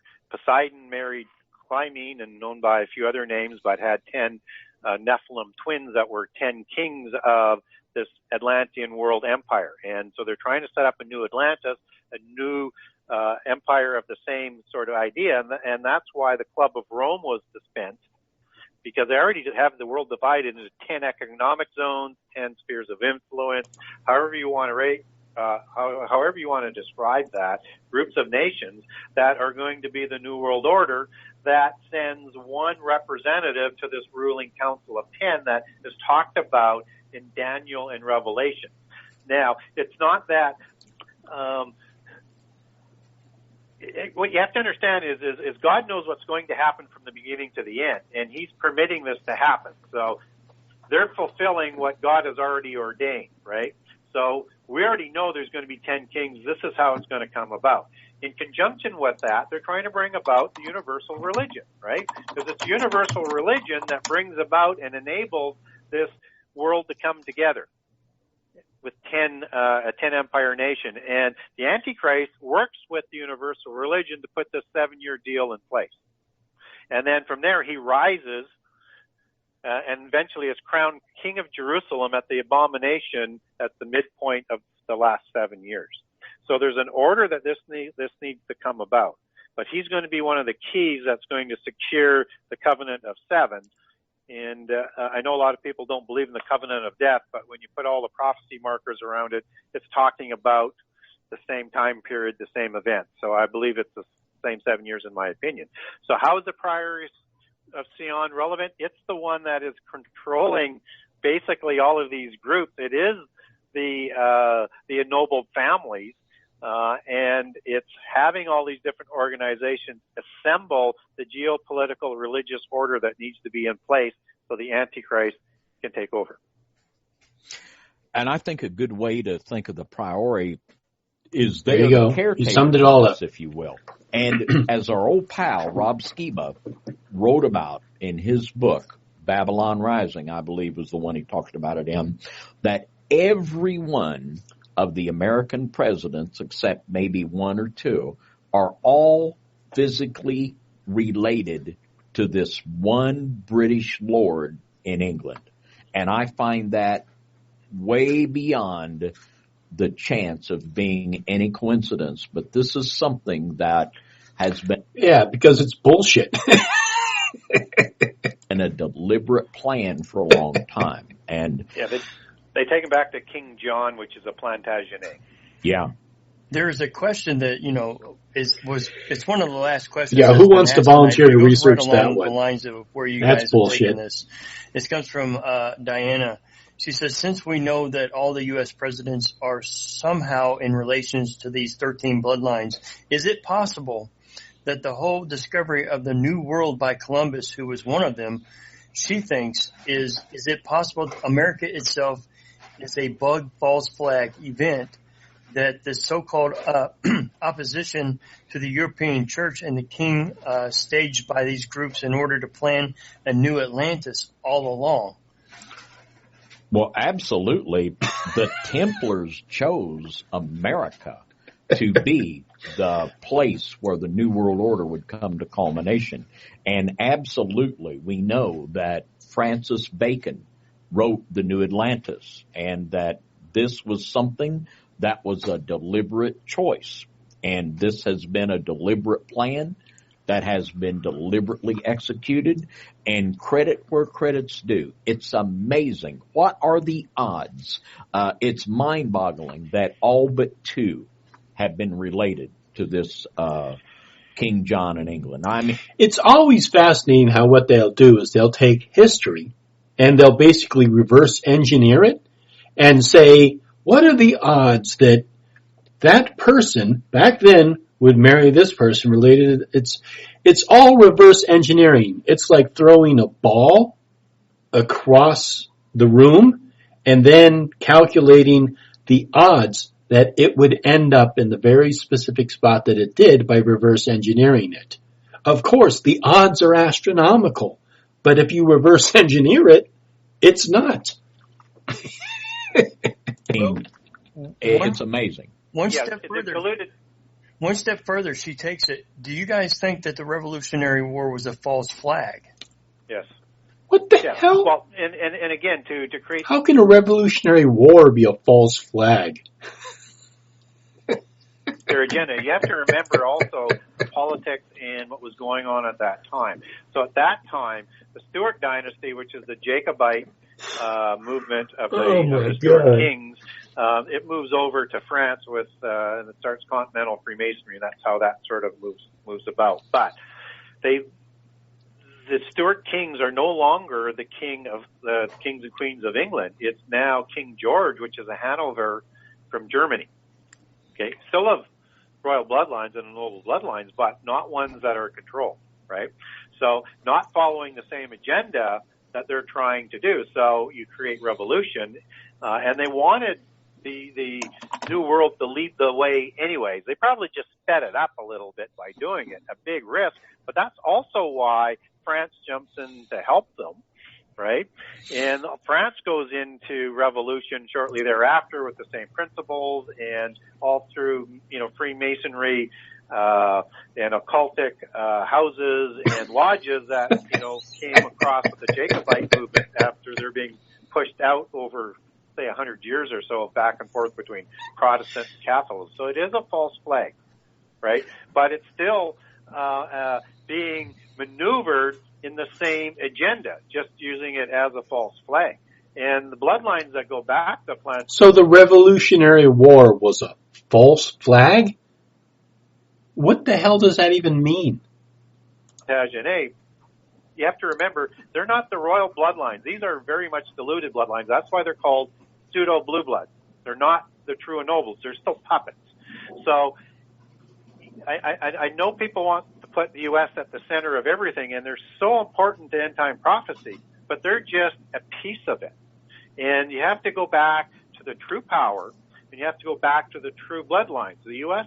was set up to be a model for the new Atlantis, where you have all of these states working together with free trade, which I know they don't have. It's not perfect, but with one central government, right? And that's what they wanted. That's what they want to have, these groups of nations with one representative coming to this part of the 10. The issue gets to be, and it was also set up so that they would have the freedom to do it at arm's length from the Roman Church, which has been sort of one of the biggest obstacles. Even though they've had so many moles in there, it still has at least a semblance or some ideology of Christianity in it all the way through the ages. I know people will argue that to a certain degree, but they look at the Roman Church as still the enemy, which is why it has to be brought down, just as Christianity prevents them from doing what they want in the U.S. today. That's why Christianity, whether it's the Roman Church or Protestantism, has to be destroyed from within. And until they do that, they can't get the New World Order in place. But there's also the restrainer involved, too. I just find that mind blown. I find that so fascinating. Mind blown to think about the American Revolution. Yeah, there is dropping truth left and right. It's a false flag. I love that. I've never thought of that before, but I have read a letter or a little article by John Wesley, and it's called A Calm Address to the 13 Colonies. And basically what the man of God says, and I don't have a lot of heroes, but John Wesley is one of mine. I hold him in great esteem. And basically what Mr. Wesley said was that you people are blowing this way out of proportion. The things you're saying are not accurate, and you're just stirring stuff up without just cause, is basically a summation of what A Calm Address to the 13 Colonies by John Wesley was. And in the War of 1812, there was much accomplished for the Luciferian conspirators, because during the War of 1812, there was a Masonic lodge in Boston that the British were using for espionage reasons. And when this became public, it caused a split between the northern jurisdiction of Scottish Rite Freemasonry and the southern jurisdiction. And from that time, basically what happened is that the northern jurisdiction of the Scottish Rite, this became the philosophy of the Republican Party that was tied to the Grand Lodge of England. And the southern jurisdiction of the Scottish Rite, this became the philosophy of the Democratic Party, which was tied to Grand Orient Freemasonry and still is into this day. Can you say George Soros? And this was the philosophy of Voltaire. They were the Christian haters, the libertines. And the only difference and the fundamental difference between Grand Orient or Continental Freemasonry and Grand Lodge or British Freemasonry is that in British Freemasonry, you had to believe in some kind of a god, and it could be just about any god you think of. But in Continental or Grand Orient Freemasonry, which was the Freemasonry of Voltaire, the Christian hater, and by the way, Benjamin Franklin raised Voltaire to the degree of Master Mason in the lodge in Paris where he was the Grand Master. So this was much done in the War of 1812 to put things in place that we're still reaping the fruits of now. So I love that idea of the American Revolution being a false flag. That's awesome. Yeah, and the Constitution wasn't set up to protect Christians. It was set up to protect their Gnostic religion. So if the Revolutionary War was a false flag event, what was it pulling our attention away from? False flag events are things that are created so that your attention is diverted to it. So what was actually going on during the Revolutionary War that everyone was concentrated on?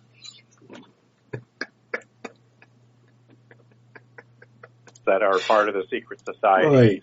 And they'll turn these constitutions, and we see it now against the Christians because it was written in a way that they could turn it when the time came to persecute Christians.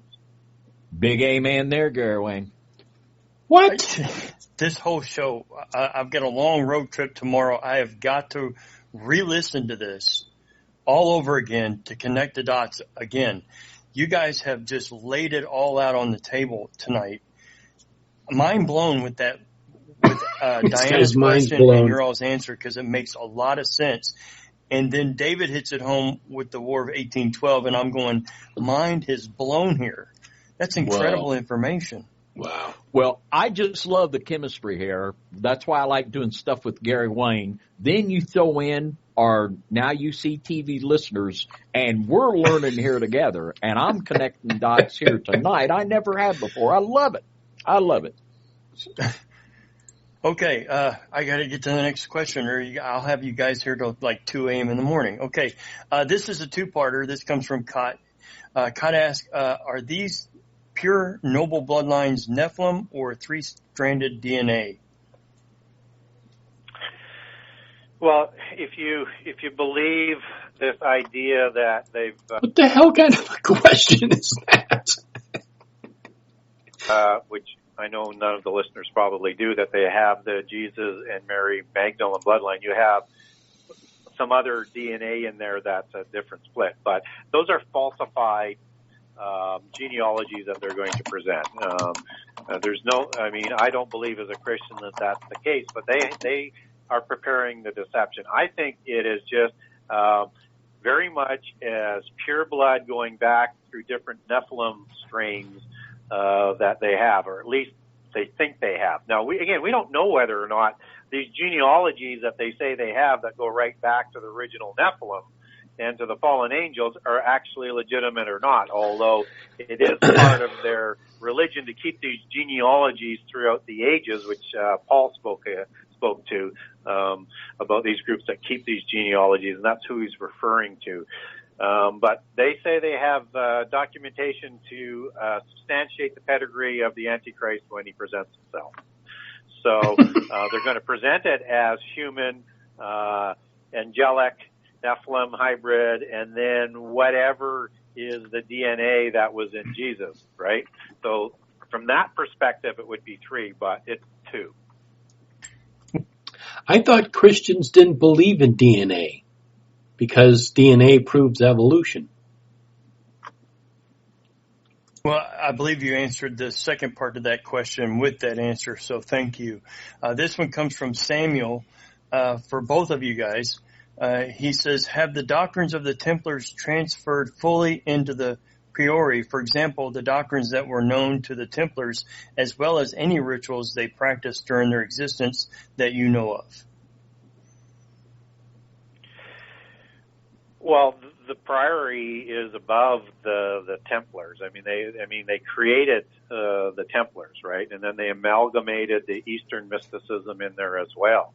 And they're still above any Freemasonry, and they're still above the Rosicrucians. So yes, they would have that and more. And if you look at sort of the hierarchy, you have the Freemasons and the 33rd degree or the 3rd degree, depending on York and Scottish Rite. And that's when they start moving into the Illuminati, and then Illuminati gets drafted into the Rosicrucians, right? So you have to understand how that escalates up. And you know, wait a second. I thought it was Freemasons. I thought it was Freemasons, Rosicrucians, then I thought Illuminati was the top. The Rosicrucians answer to, and also have purebloods into the 13 families. So yes, they have them. They sponsor them. Well, they sponsor them. He just said in the chat room, thank you. He misunderstood the structure. Thank you for that. Okay. Marcel,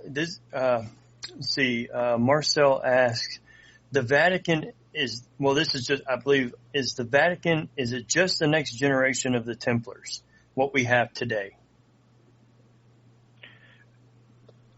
Run that by me again. The Vatican that we have today, is it just the next generation of Templars? Well, I mean, you have the Jesuits running it today for the most part, and for a Jesuit pope to be elected, then they have to have most of the powerful bishops there because they're the ones that are voting on it, right? So, yeah, you could make that analogy, absolutely. And I think that the way we can properly look at it is that the Vatican and the Priory, that they are the controllers of the Templars. They were the creators, and they are the controllers. And in Scripture, in Revelation 13, we see that it is the false prophet that causes all the world to worship the first beast, which is the military beast. And in Scripture, it is the second beast that does all the miracles. The first beast does not do any miracles. It is only because the false prophet moves the whole world through miracles to worship the first beast that he is worshipped as the dying God of the mysteries. So we see the Vatican and the Priory as the creator and the controllers to this day of the Templars. And that's why it's so important for us to begin to understand the role of the Priory, because they are the movers and the shakers. They're the ones that's going to really make this thing kick into its final phase. Absolutely. I agree with that 100%. And just for Samuel, so just so you understand, I probably skipped one of the levels of the hierarchy. So you have the Rosicrucians that actually answer to the Council of 300, or the Committee of 300, which answers to the Council of 33, which answers to the 13 families, is my understanding, how that goes above the Rosicrucians. And interestingly enough, that information, I believe, of the structure of the 300 come from a man by the name of John Coleman, who was tied to British intelligence. So, ding, ding, ding. Excellent. The Da Vinci Code, I've seen bits and parts of it. I don't know I think he's coming out with a new movie. Have you guys looked into that? Do you know anything about it? Yeah, I know that Tom Hanks is going to be in another. I've seen the trailer for it. It looks to be another one of these European conspiratorial films that I'm sure is going to have all kinds of stuff in it. So I know that I think it's getting ready to hit the theaters, or maybe already has. So absolutely, yeah. Yeah, I know. Yeah, I'm going to watch it. I know. I know everybody looks at these movies and they say, well, it's fiction. Well, and it is fiction. The first movie was more powerful than the other ones, right? Because it basically gave you everything you needed to know about what they believe in the first Da Vinci Code, right? And they give you all of the organizations, and they give you a lot of their belief system. And read the book, because that's where you really get a lot of the occultic details. So fiction, yes, but way too much information not to be accurate. There's some misinformation in there, no doubt about it. The movies after that, they're because it's the same sort of formula, the same type of writing, and they're just trying to find puzzles. But what they're doing is they're having you follow along into this labyrinth of solving these puzzles, which is a whole Gnostic sort of belief system, whether it's a quest or solving riddles or, what's the password to get across the bridge. It's all the same sort of allegory. So all they're doing is they're indoctrinating more people subtly into polytheism with these allegories and these quests that they're on. So am I going to watch it? Yeah, but I'm going to watch it more to, and I didn't read this last book because I got tired after the first couple of books by Dan Brown. It gets a little boring after a while. But I'm going to watch the movie just to see what sort of allegories and things that they have. But I don't really expect that there's anything new in there. I think they blew sort of their whole thing in the first one. That's the big story that they like to believe. And and again, with the Da Vinci Code, they lay this sort of idea that Jesus had descendants, right? So all it is preparing people for what they're going to bring on in the end time with false genealogies. All right, Gary, get your mind on the Essenes. This next question comes from Mark out of the chat room. Mark is wanting to know, could you tell us where you can find historical evidence that the Essenes were Gnostics? Mm-hmm. My book. Yeah, right. I wanted to say it. I did. I told him I would ask him with joy, and I kind of... The proof is in the book that I wrote. So Josephus is a good source. Read what Josephus has to say. You gotta love that. And he actually joined the Essenes, so he had a very inside understanding of it as being a polytheist organization. And these were white-robed polytheists, right? So if you want to get something out of the Bible, I mean, have them contact me. I'll give you some references that Jesus and Paul talk about who they're referring to, the Essenes. But go to Ezekiel, I think it's Ezekiel 8, where he is absolutely appalled to see these people in white robes at dawn with their backs to the temple and worshiping Tammuz and facing the sun. These are the Essenes. And this was back, 500-600 years, and they were there before. They actually take their roots back to the Great White Brotherhood of Heliopolis, and then even further back, because it goes right back to the antediluvian religion of Enoch the Evil. And the Essenes, their highest appreciated patriarch is Enoch, son of Cain. And the book that they cherish the most is the Book of Jubilees, which was written by Enoch, son of Cain. And they worship, even unto death, they wouldn't give up the names of the fallen angels that they worship. Most references just say that they worship angels, but they were an angel-worshiping group, and they wouldn't give them up. And the Essene order is part of this whole group that connects into these Gnostic societies that we talked about earlier, and they have these orders and rituals of Essenes in Freemasonry even to this day, and they had secret handshakes and things like that. Now, the Essenes, who they believe they are the princes of Jerusalem, who this Order of the Red Cross goes back to. That they received the order, the information and the knowledge, not only from Heliopolis, but from the building knowledge at Solomon had, who he got from the Dionysian builders of ancient history, that was passed on to the Essenes and the descendants of David, who they believe that they are, and carried this through to the builder guilds of the Roman Collegia, the Augustines, the Benedictines, and the Templars, all the way through. So this connects all the way through. And they formed an order in the Second Temple building with Zerubbabel and their belief system and Freemasonry belief system called the Knights of the East and the West, that was Zerubbabel initiated into by Darius, that started the construction of the Second Temple. And so when you look at the Order of Sion and the temple, this is the Temple of Solomon, First and Second Temple. This is intricately part of the Essenes, and it's intricately part of secret societies in their allegories and in their history. Wow. And they have a different take on it than what monotheists have. Wow. Okay.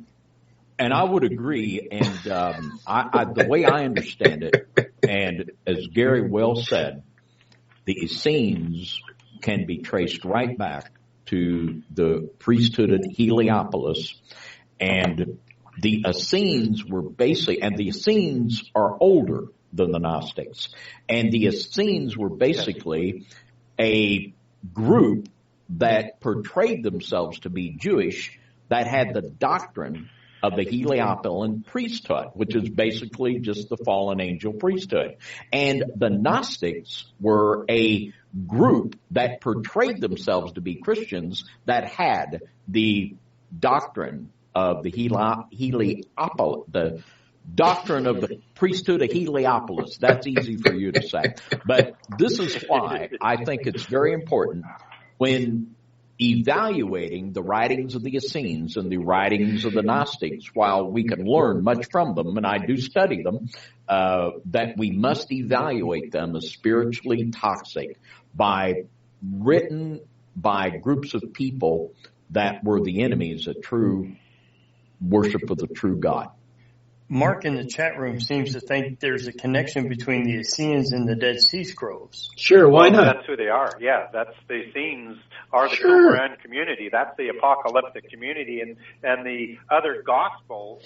Sure, why not? That were written as Jesus as a mortal, not the Son of God or the Redeemer. And so you have these two religions that are rising up at the same time. And when we talked about the Johannite and the rogue John the Baptist organizations, this is again part of that whole Gnostic movement, but the Essenes predate them, and they are sort of the older polytheist order, just as they're related to the Kabbalists that come out of it. But they're all part of these princes of Jerusalem that they like to talk about.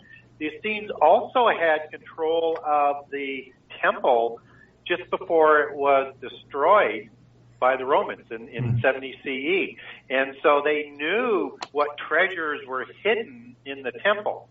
That's why it's important to understand that the Essenes were part of this group that reformed together with the Knights Templar, and that's why the Templars knew where and what to excavate at the temple site to bring it back to Europe.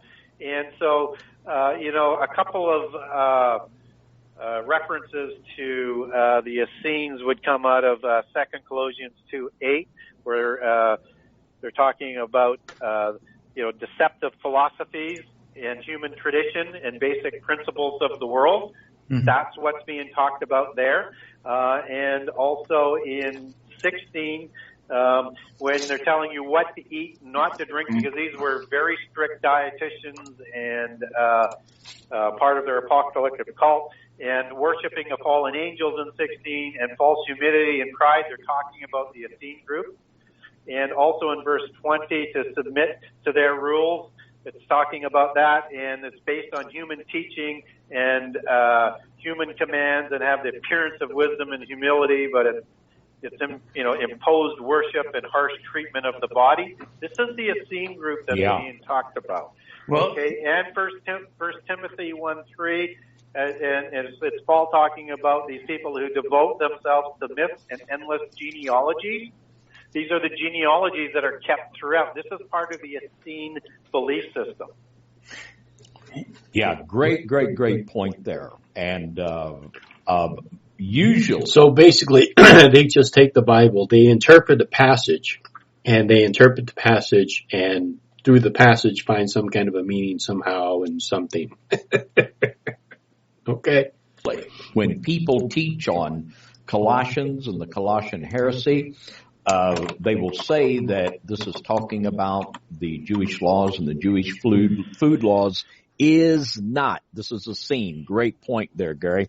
And in Matthew chapter 3, when John the Baptist began preaching in the wilderness of Judea, repent, for the kingdom of God is at hand, this first salvo and the first message of repentance was more than likely directed to the community of Qumran and the Essenes, because this was very near the community of Qumran when John the Baptist began preaching there.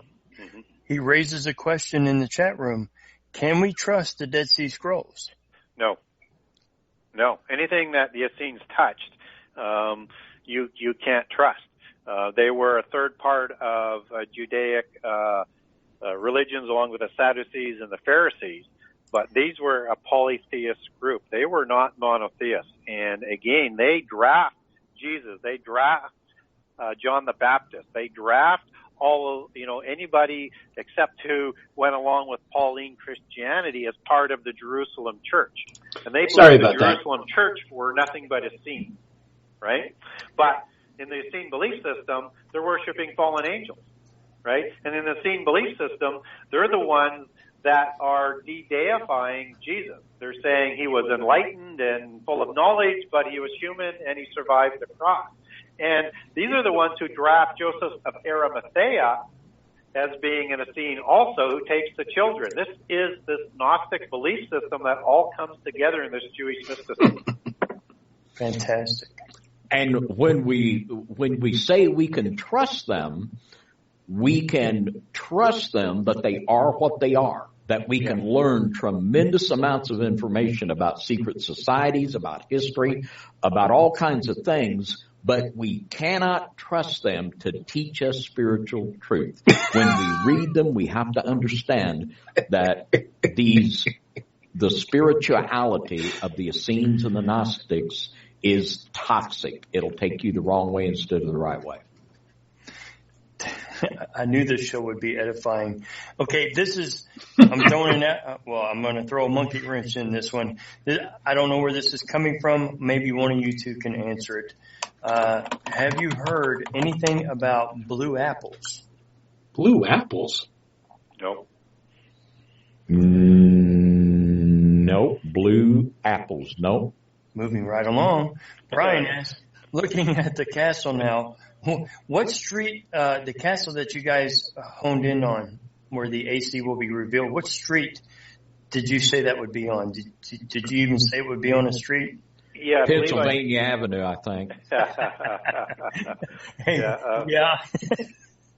As my memory recalls, it's the Grand Monarch. The Grand Monarch enters on the Grand Monarch Street that is at the gateway of the town, Main Street. Okay, so that answers that question. Let's see. I think. Okay, this is another one, totally aside. This one's for you, David, and I don't know what the reference is. This is from Lauren, and I said I would ask you sometime tonight, so I just posted it. If you could go to Romans 1, verse 20. Got it. She said, let's see, I would love to know more about Romans 1, verse 20. David, have you ever discussed this or given a teaching on this verse? Yes, I have. Romans 1 and 20 says, for the invisible things of him from the creation of the world are clearly seen, being understood by the things that are made, even his eternal power and Godhead, so that they are without excuse. And this is speaking about the revelation of God through creation, that the invisible God is made known through the things that he has created. And we can take this back to the 19th Psalm, where it says that the heavens declare the glory of God, and it goes much farther than I think most of it would take it. In the 19th Psalm, it says, the heavens declare the glory of God, and the firmament sheweth his handiwork. Day unto day uttereth speech. Now, that word literally means doctrine. And I don't think many people think that through looking at creation, they can get doctrine. And what this is speaking of is the revelation of God through the stars and the constellations. And as we study the constellations, we can see an occult interpretation and a godly interpretation, just like the constellation Virgo. All of the Templar castles and all of the Templar churches in France are laid out according to the constellation Virgo. You'll notice that throughout many of these things, they always refer to the occult as cultic. So just a point that it's a little play on words that they do. They say the occult, culted. It's not how you pronounce cult, occult. Occult and cult are two different words. And if as above, so below. You could go to France, and if you would get the Cathedral of Notre Dame and all of these other Templar churches, you would outline perfectly the constellation Virgo. Or if you were looking at it from a godly sense, you might think of the Virgin that would give birth to our Lord. And there have been these two strains of interpretation. And before, in the antediluvian age, as far as we know, there was the book of Enoch, and if you want to believe me, there was the book of Job. These were the two books that they had that came across on the ark. Other than that, they were understanding the revelation from the stars. And this is what Romans 1:20 is talking about. And it means certainly, if you just walk out and look up at the sky, you can figure that, boy, someone had to make all this when you see the intricacies of creation. But it's more than that, because day after day, speech and knowledge is given through the revelation of the stars. And that is a whole new subject, very much worth looking into. Thank you for answering that, and I bet Lorna thanks you as well. Miss Donna just said, there you go. This one comes from Jody. Is there any relation to the Mormon Church to the secret societies discussed this evening? Of course. Yeah. Go ahead, Gary. Of course. Yeah, I mean, I generally don't like to, speak to the Mormon religion. Right. But, I know they produce a lot of good people and a lot of good habits, but as he's going to disparage it's an them. Initiatory religion, unfortunately, and it has 3 degrees, and it's got so much of mysticism as you move up into it. It really is a secret society religion. So, I have a lot of respect for how Mormons live and that they do believe in Jesus. I just think they're not taught the true doctrines that the leadership or the adepts of the religion actually believe in. And Joseph Smith and Brigham Young were both Freemasons, and they are very much people that are very much, they do live, most Mormons live good lives, but within Mormonism, because they do not have a proper doctrine of Jesus Christ, there are all kinds of aberrant strains. There are New Age Mormons, and our friend Bill Schneblin, he was a witch while he was a Mormon, and there's all kinds of these things. But very much, as Gary said, Mormonism is set up as a secret society, and we could just talk all night about Mormonism, but in the temple ritual, it literally is based upon the 3rd degree of Freemasonry, because Joseph Smith and Brigham Young were Freemasons. And this is another one of the religious wings of the false religion, as we see that false church manifest. And here in America, it's very much tied within politics also, as we all well know. Of course. And take a lesson of the religion of the Freemasons, which is Gnosticism, that if you're a Gnostic Christian, they actually believe they're Christian. They just don't believe that Jesus is the Son of God. They just believe he was a prophet. So, I mean, there are Gnostic Christians. They've been around for talk a whole bunch about what other people are, through free choice, are permitted to believe or not believe. But there's some troubling things about the Mormon religion, and to get by what you see as sort of the good people at the lower levels. But like I say, I'd rather talk more about the positive aspect of Christianity. But be careful with it. Be careful with it. This one's a comment that came out of the chat room. I think midway while you guys were discussing the castle aspect, DZ, and this is just a comment. He said, and I had to post it for you guys. DZ said, "No wonder the end of days is coming. This is more messed up than two cats in a slinky." I just wanted you guys to hear that because it is. It is messed up, isn't it? The size of this conspiracy is beyond what reasonable people, want to contemplate, and because it's so large. So this is their logic, because there are people in this world who think different than they do, and somehow people are in various organizations that are separate from Christianity. That's the conspiracy, and this is going to bring on the end of the world. It makes perfect sense to me. It reaches in so many aspects and so many regions. It is unbelievable. And so it's easy for people to say that there's something that crazy can't be happening. But yet, you can see the consistency in how everything moves together in unison. And it is that big. It is that old. I mean, this goes right back to the antediluvian epoch.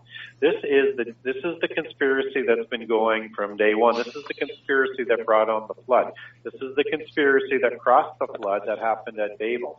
This is the conspiracy that's been going on. So the flood, that's a mythical event to have happened in the Bible, which may have been based on, a real event, but it didn't flood the entire world. But that was a conspiracy. That was caused by a conspiracy. Since Genesis 6, and there's some evidence even before that.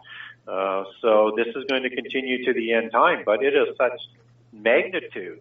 But it has to be to deceive, to bring the level of deception that is going to come in the end time. And so its organization and its Leviathan arms have to reach everywhere. It has to be a robust structure of a size and scope that makes you not want to believe it. You can't make this shit up. I mean, this is hilarious. What impresses me is we're talking tonight about a secret society that began in 1090 AD that nobody heard of until 1956. And indeed, as Gary's brought out, is even older than that. And at the determination and the patience of these people to be dedicated to carrying out this plan, and how much more should that make us as God's people determined to be a part of what God is doing and to be more dedicated to what God is doing than they are dedicated to what the evil one is.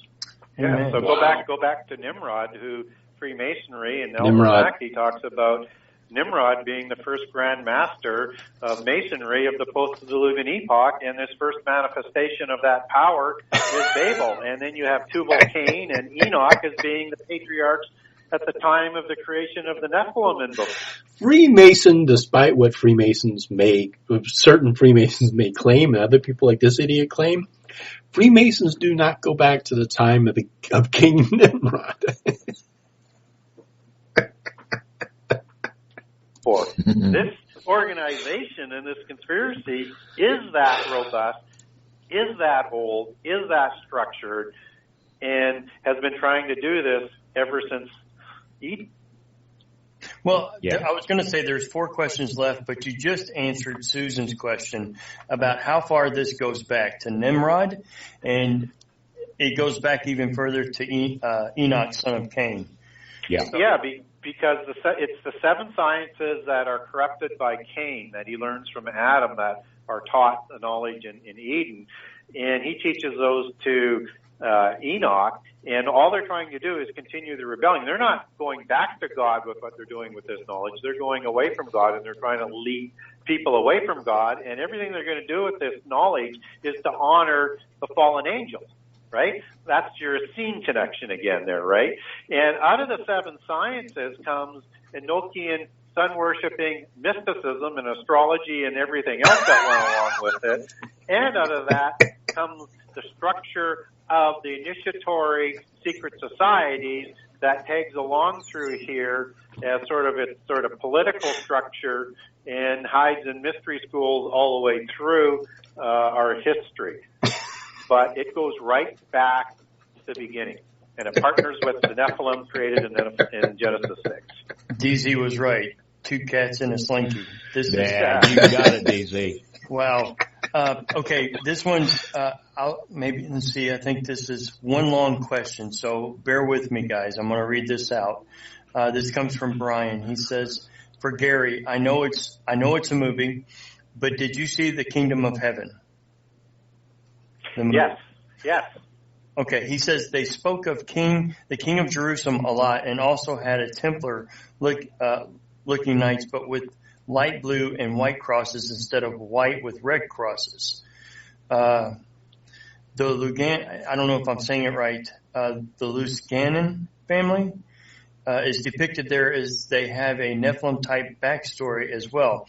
Even Starbucks has the same twin-tailed mermaid as told in the story. Are you familiar with the family? Not really, but I mean, it all depends on whether or not he's trying to make a link through the Nephilim to the mermaid mythology or not. If that's the case, then yes, I mean, that's the Delax family as it goes through the lineage, and that's the family of Mary Magdalene as it comes through the Arthurian tales.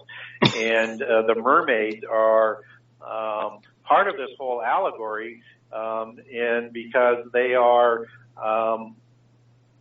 the ladies, I'm trying to think of how this works back in, Marie Morgan or Mary Morgan all works into these allegories, coming from out of the sea.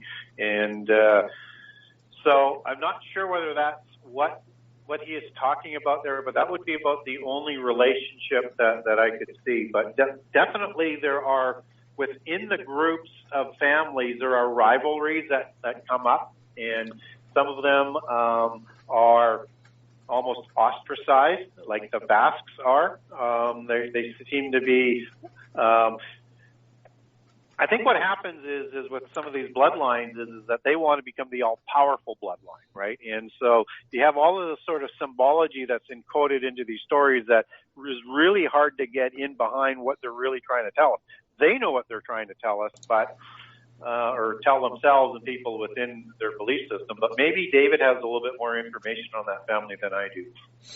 I'm not familiar with it at all, but as Gary said, a lot of times all is not peaceful within the kingdom of evil, and there are a lot of different competing forces. Like, per se, they all want a new world order, but they're going to fight like cats and dogs to see who's going to control it. So, but I'm not really familiar with that family either. Can't help you there.